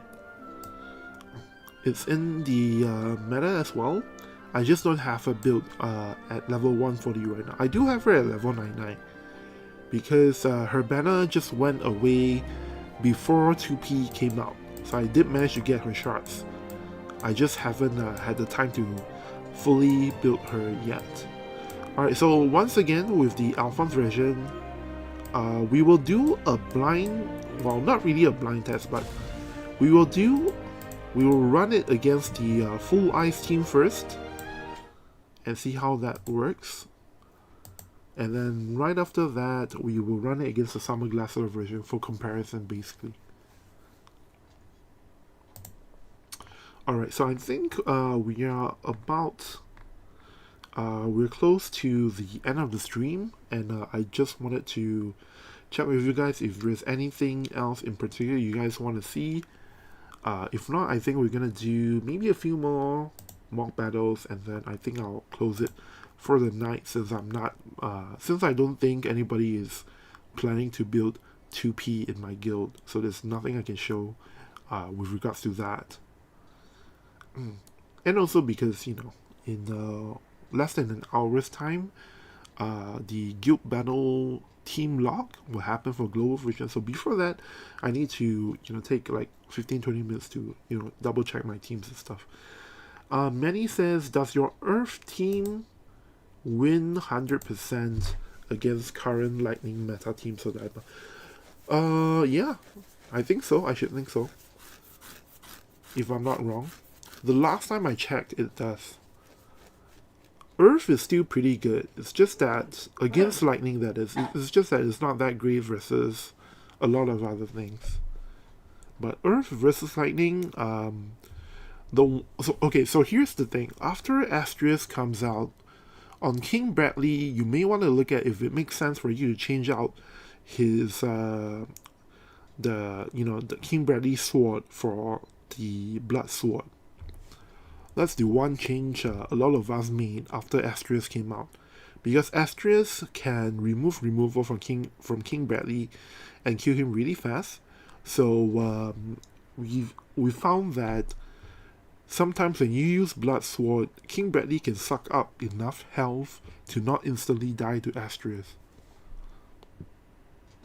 So that's something worth trying after Asterisk is out in global. It's definitely the.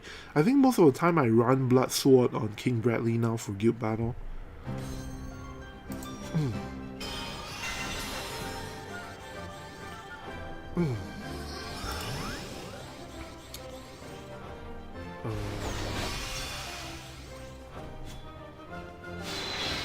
And then of course with lightning you have to use. So Winter Rafu, right? Winter Rafu is actually the better version for lightning, but the thing is she's mostly meant as a counter for black mage teams and a few other things. So depending on what you want to win against, sometimes you put in Winter Rafu, sometimes you don't. Scorponau asks, how much difference should the presence of Aster Sword and VC make on the power of Lightning Asterisk on global version? That's a really good question, but it's also one that I can't really answer right now because I don't know how much of a difference it's going to be. I have to actually try it to know what the results are like.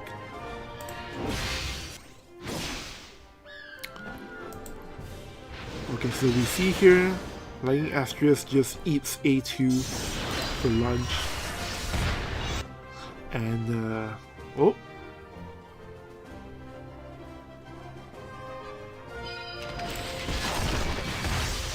Okay, so Asterisk still has a chance to win. So you see with the Alphonse version, okay, so you do have hate control, which is a nice thing to have. But because we're using Alphonse now, we no longer have enough damage to easily win against this kind of team. So that's really the purpose of having FF13 Lightning on this team. She's there for the AoE damage that you can easily spread to all the targets and end the fights earlier. That's one of the reasons why that team was so strong on the last Guild Battle map. With the Alphonse version, we still see that Lightning is still winning, but as you can see here, you know, the victory is not exactly, it's a very close victory. Like if one thing went wrong, the Alphonse version of the Lightning team could have easily lost to the Valus version of A2 team. So next time we're gonna try the A2 and Summer Glacial variation. And we'll see if having Alphonse around is a better matchup against that particular version of the A2 team comp.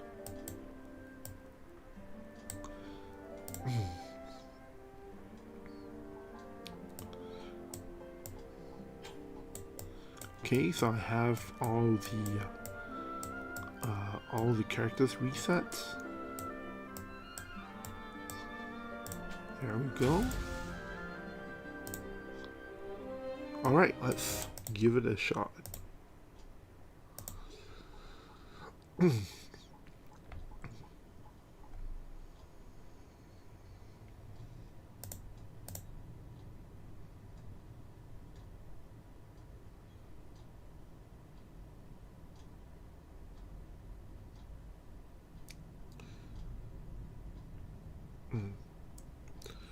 So,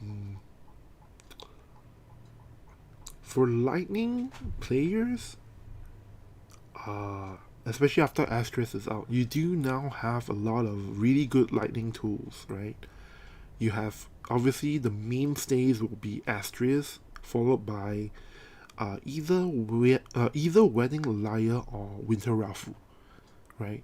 So those units are the ones you want to make sure are included in your team. And then the third unit can be Alphonse, can be FF13 Lightning. If you run Wedding a Liar and Asterisk in the same team, then sometimes the best third unit may just be Winter Rafu. But that's only if you expect like a light and dark meta.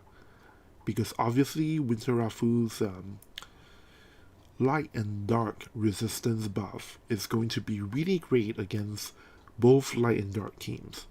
But if, let's say, we know that A2 is the new meta, then maybe you don't run Winter Rafu. And I feel like Lightning is at a really good place right now. The element in general. So moving forward, I think they really need to come out with another really strong ice unit for the ice element to really become the top meta, because A2 on her own is kind of not enough. The only good thing about A2 right now is that she can rely on Summer Glacier, and she can rely on a few other units in the Red Mage Sword class to kind of get her to where she needs to be. But really, A2 feels like, especially in the first few days after A2 came out, a lot of people experimented and it felt like A2 was missing something. Like, she's a really strong unit, but there's no really good synergy. Alright, so maybe it's going a little bit better with the Alphonse variation.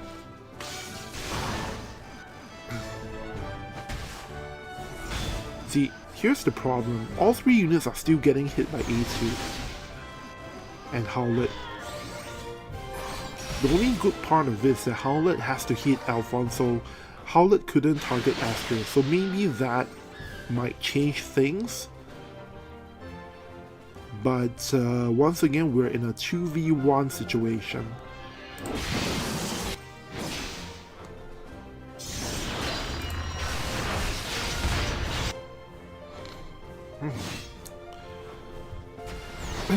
So yeah, anyway, for those of you guys who are very keen on picking up A2 the moment she's out, you definitely want to start building your Ice Howlet if you haven't already.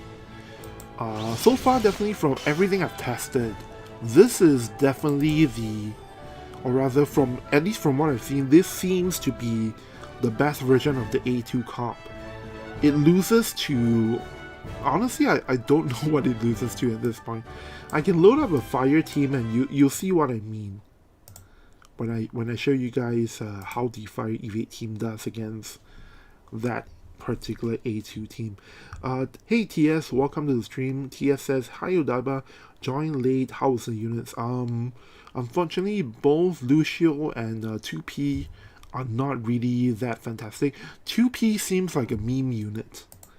And I say that in, the best, the most well-intended way, because 2P seems like a lot of fun, but I don't think it's meant for players who want to win, players who want to, do well in the meta.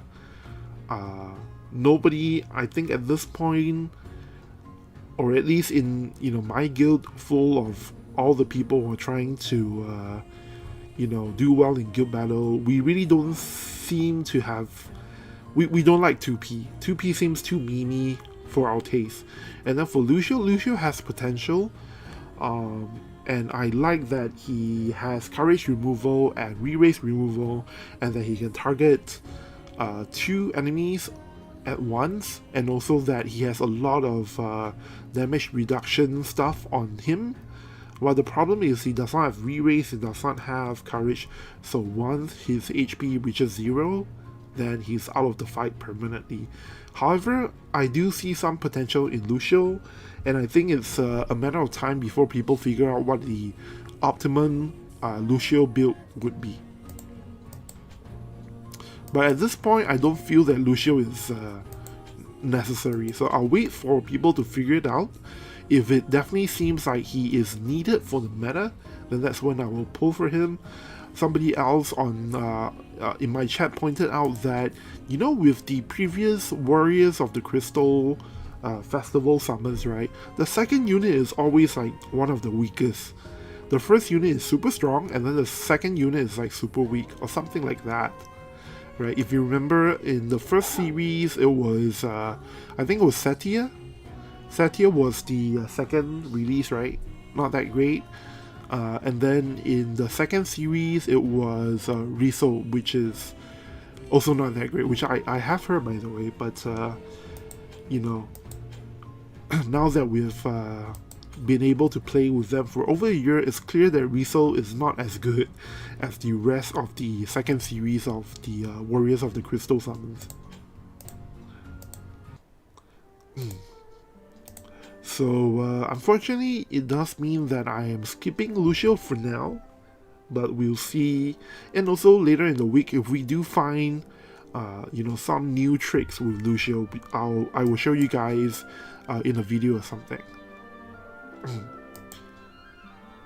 Once we have been able to fight against, the other guilds who are using Lucio, then we will, if that turns out to, if other guilds are also using Lucio, then that's when we know, there's a lot of potential that we didn't manage to find at this moment. So yeah, it's a wait and see situation. For now, I can see that people are still experimenting with Lucio for sure. Like, so a while back, I think like 30 minutes ago, this slot here was Starlight and then now the guy who's running this team has changed it to a VP. So clearly he's still trying to find the best way to use Lucio. We just don't know what is the best way yet. I loaded up my fire evade and I want to show you guys something. I don't remember what. I think it was to show you the summer glassler thing. Okay, so same deal. We are going to we're going to run fire evade against the full ice team. And I think you guys know what's going to happen. But we need to actually see it happen before making the conclusion. Kokintat says, isn't the second series second character is Rugia, not Riso? Okay, so that's even worse then, because I'm pretty sure Rugia is a lot worse compared to Riso. Who was the second release for the original series? Does anyone remember? Because I remember the first one was June, right? And was the second one Setia? Setia is actually not that bad. Actually, Renan was the really bad one,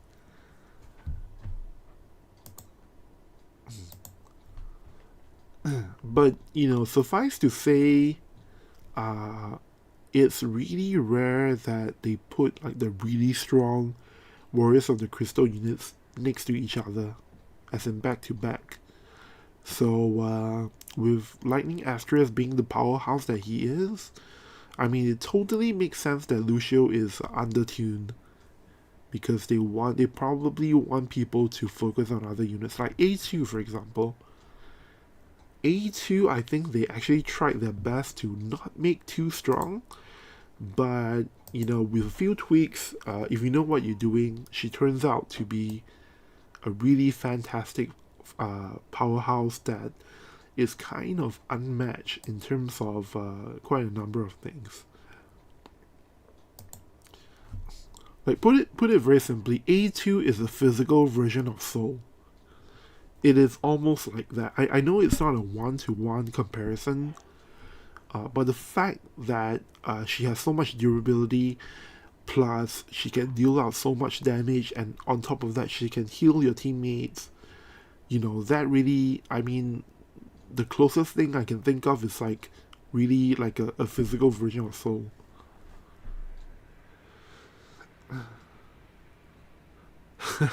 Kokintat says the second and third units are cursed. Setia and Ranan and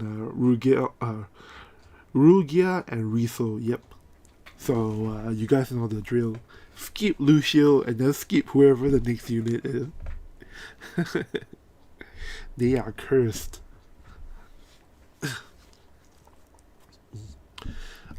The only thing is, this time the Warrior of the Crystal Summons, there are a total of 8 of them. So maybe we need to skip more than 2. Okay, so I'm pretty sure with this team, Howlet cannot handle them at all, and it's all totally up to A2 and possibly Valis.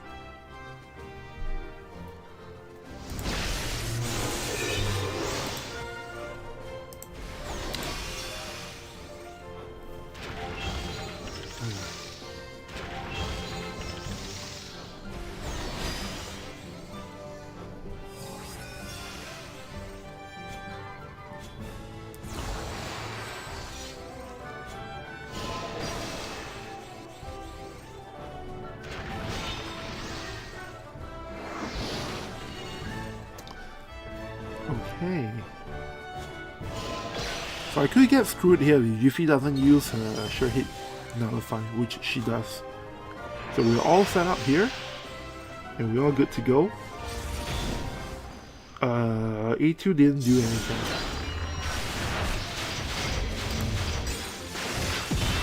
And as expected, Howlet can't hit them.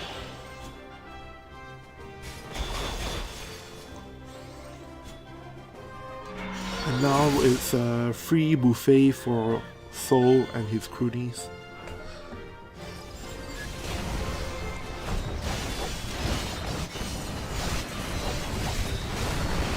Whoa! That was unexpected.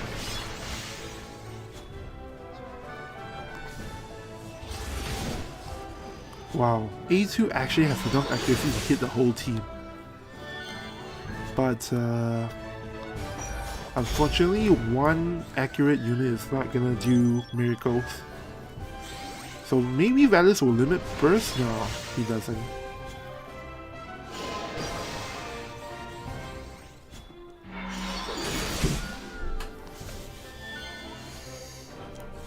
Can you believe that A2 is still not dead?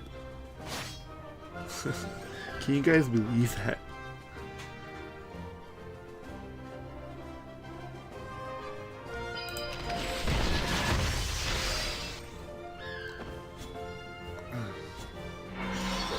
Okay, so they managed to take down Yuffie, Valus Limit Burst, but unfortunately that's not good enough.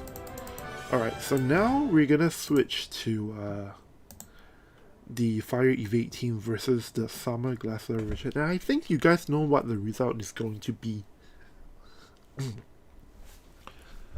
So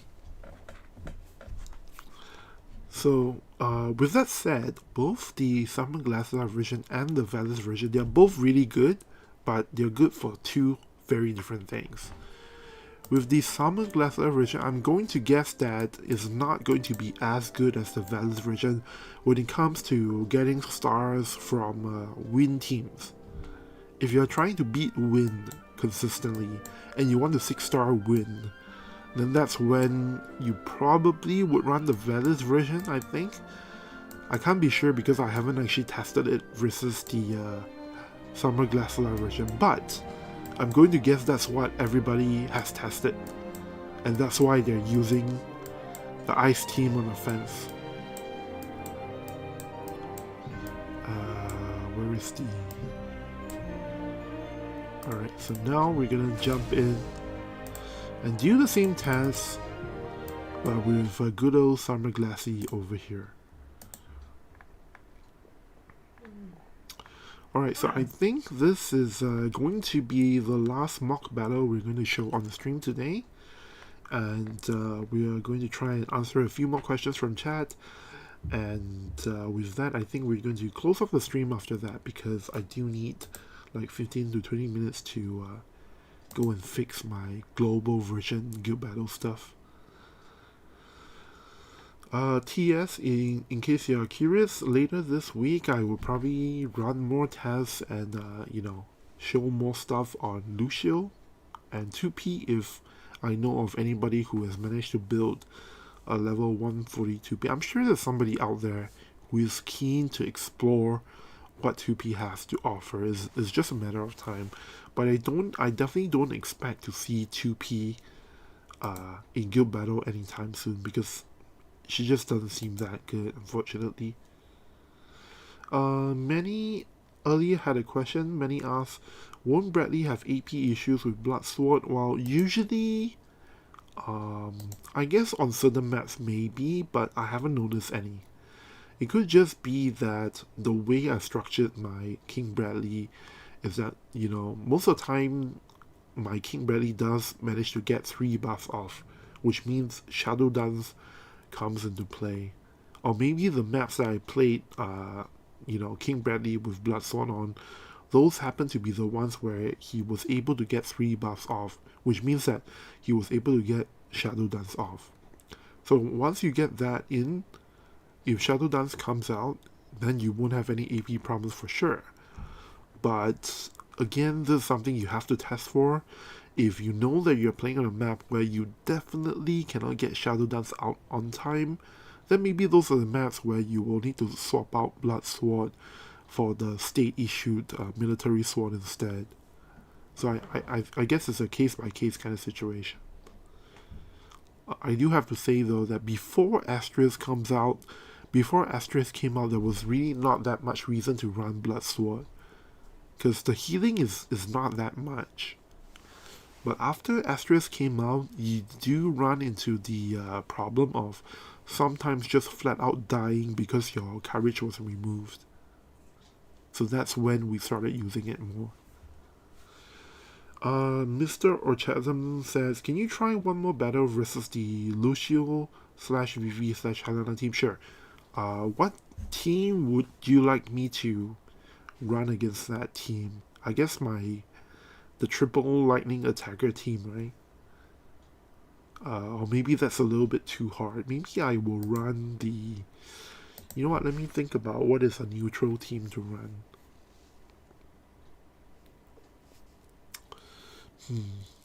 Or maybe just the lightning team just to see how it does. Or I guess I could run the Raofu, the Black Mage team, which means that my opponent is just swapping out Raofu for the new Lucio. I think that makes sense. Only problem is that, with Helena versus Helena kind of match, sometimes it comes down to RNG, Because the Helena Limit Burst can... Like, I've seen cases where the Helena Limit Burst will 1v3 all on her own. So it really comes down to luck sometimes. That's the one thing I really hate about the Helena meta.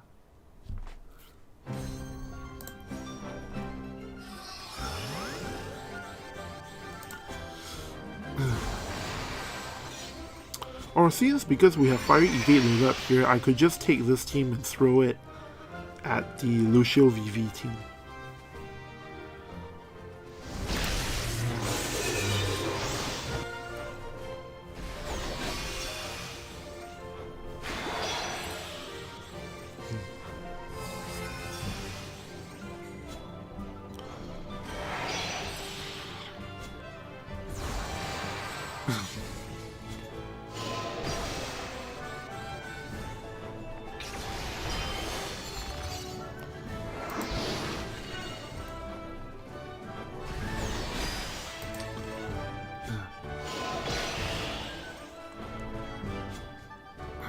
Okay, so that's not something that's nice to see. Technically, my Yuffie is caught out of position because she didn't get the guaranteed hit move, the ignore guaranteed hit move out. So this is a bit of a mistake on my part.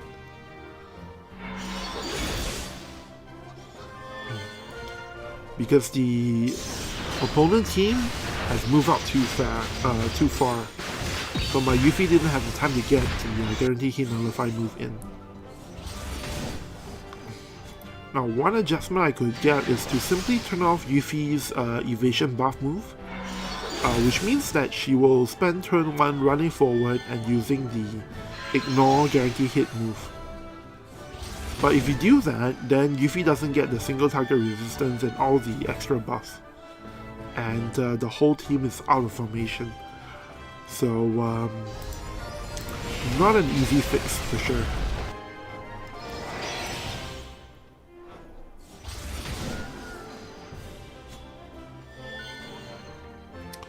Okay.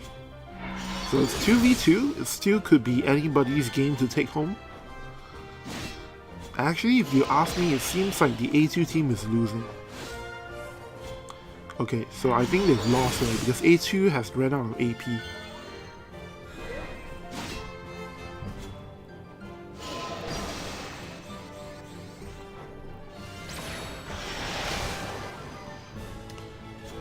Yep, so I think A2 has lost here.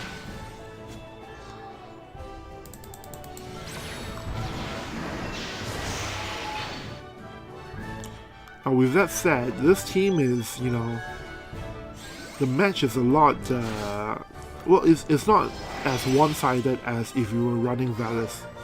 Although I'm not sure, it's not much of a consolation since ultimately the result is the same. You still lose.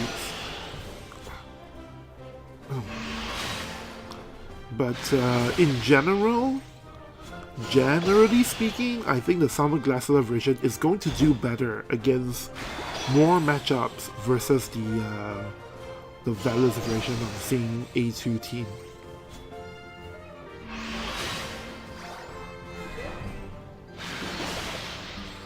If only Summer Glacier has more damage.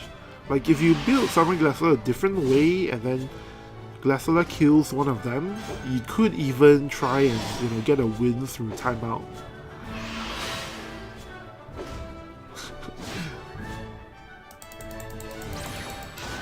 Now the good part about this team is that if the Soul team cannot kill Summer Glacier, technically this is a failure on the attacker team side, because the defense team didn't fully go down, which means that you needed at least 2 attacks to clear the defense team. So that is actually, in a way, a win for the Summer Glacier team. Technically a win. So yeah, I'm definitely in love with this A2 Summer Glacier team composition. As soon as I have my A2 at level 140, this is definitely going to be one of the teams that I'm going to add to my arsenal that I use a lot. Alright, so we will try Fire Evade versus the Lucio VV Helena team. Since I don't have to spend a lot of time to go and change comms that way.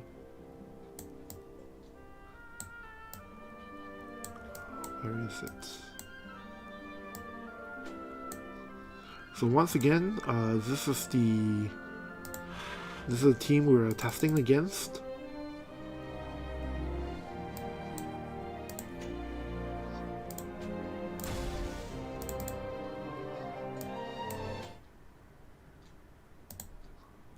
Wait, did I reset my team?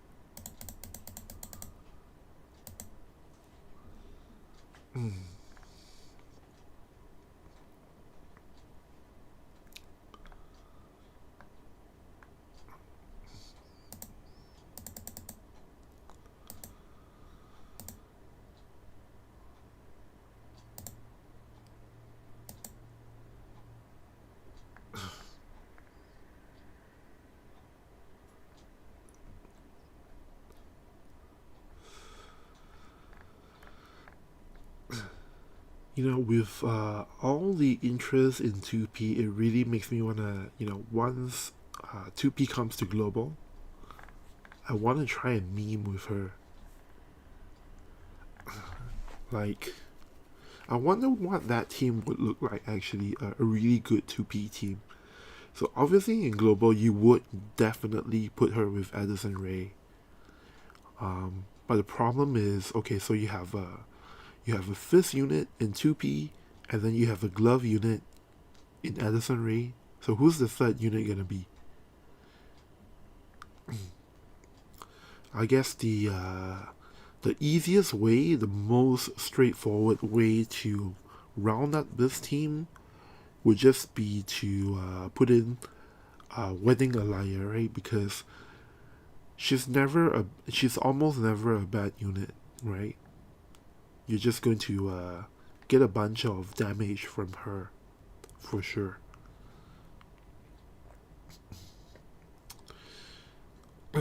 And it also solves the problem with the bad matchups, because obviously 2P doesn't want to run into win teams, and then you can use Wedding Alaya to beat up all those win units.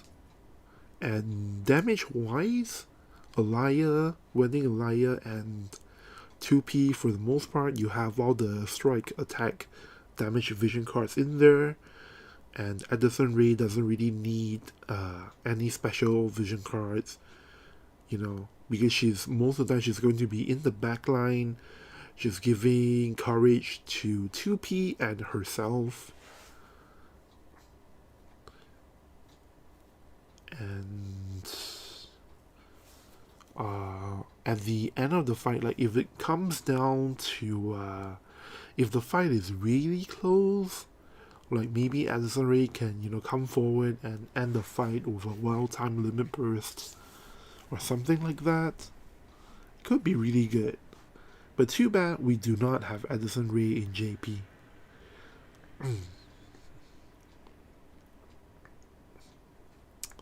Hirono doesn't have the budget for Addison Rae to come to JP. Alright, so new team. I want to take a closer look at the buff. So this is the re-raise buff from Helena.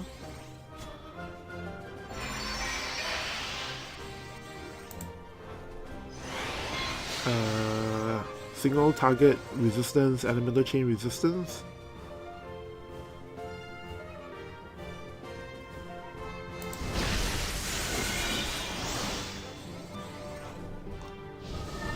Okay, this Grimoire Keeper buff that gives her 7500 HP shield. Anti re-raise ceiling on both Vivi and Helena.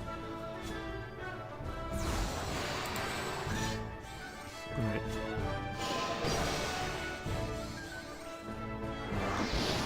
Single target resistance on the whole team.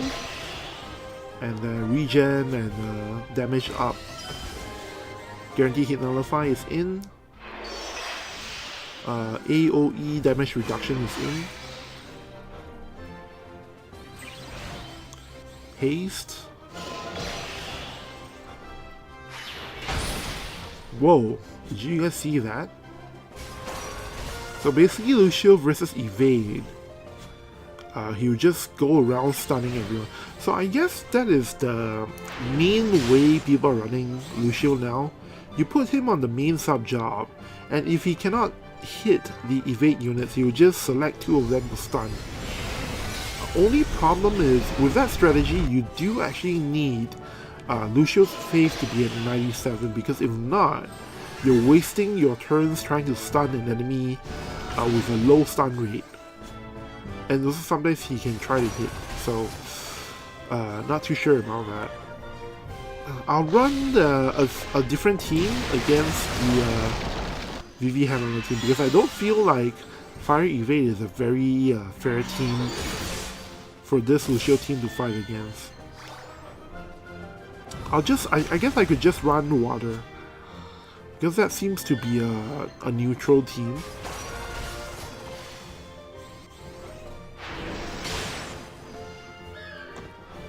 Now with that said, the Vivi Helena team is doing pretty well. Even though Lucio has been dead for a long time and is really just Vivi and Helena carrying Lucio.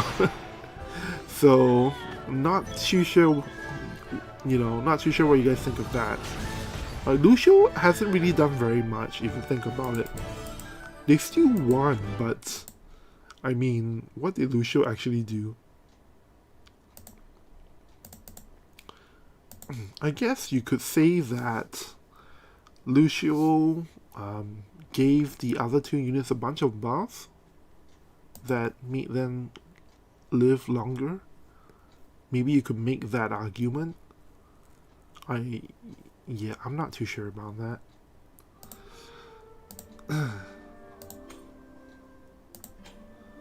I will pick a different team that makes more sense, I guess, to see the differences more clearly.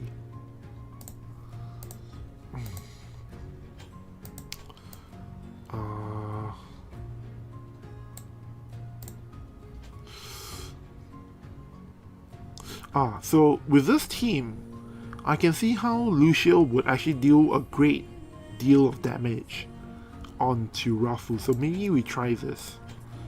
And if my theory works out correctly, you should see Lucio like destroying Rafu pretty quickly.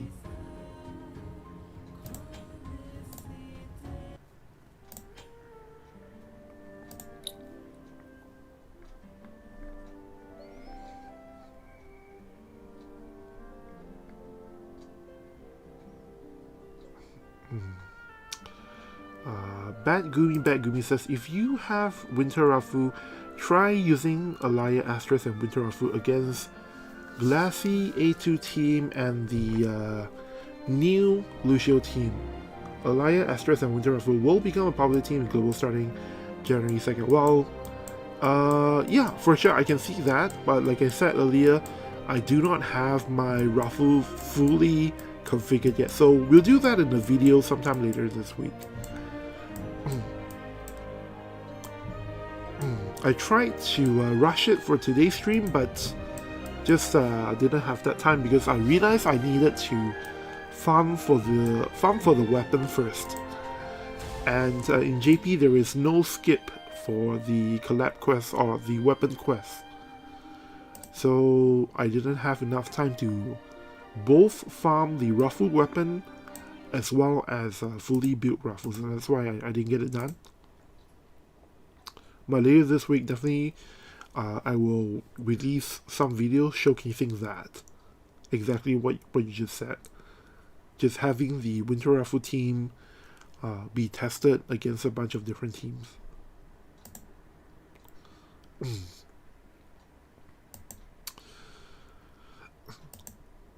Truth be told though, that the Winter Rafu team is only that great because Black Mage team is very strong right now, and that team is supposed to be a good counter against the Black Mage team. So basically, with that said, when you change out FF13 Lightning for Winter Rafu, you are missing that additional damage, the additional AoE damage from Lightning. You know, because obviously with Winter Rafu, you're focusing more on buffs, you're focusing more on single target attacks. And there are situations, or rather there are matchups, where that team is not as good as the other variations of the Lightning team. So at the end of the day, it's you do have to pick which tools you want to run.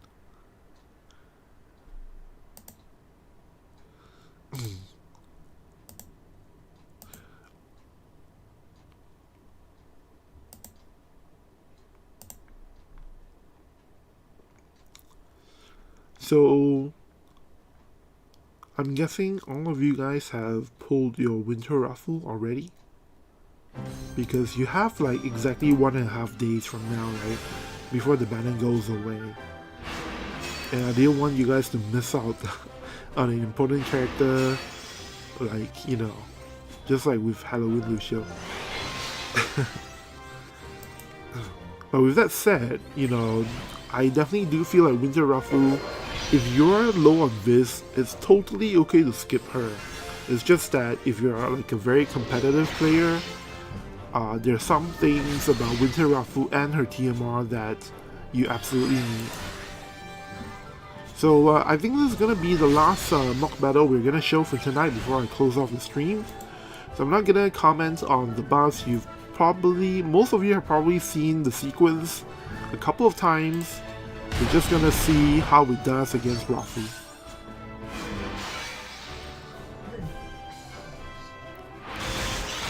So we see here that, yep, as expected, Lucio here is to handle the Dark Rafu.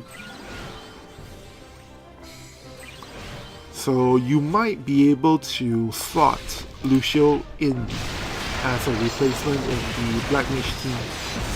Like, he can just handle certain targets that normally the Black Mage team is not that well versed against.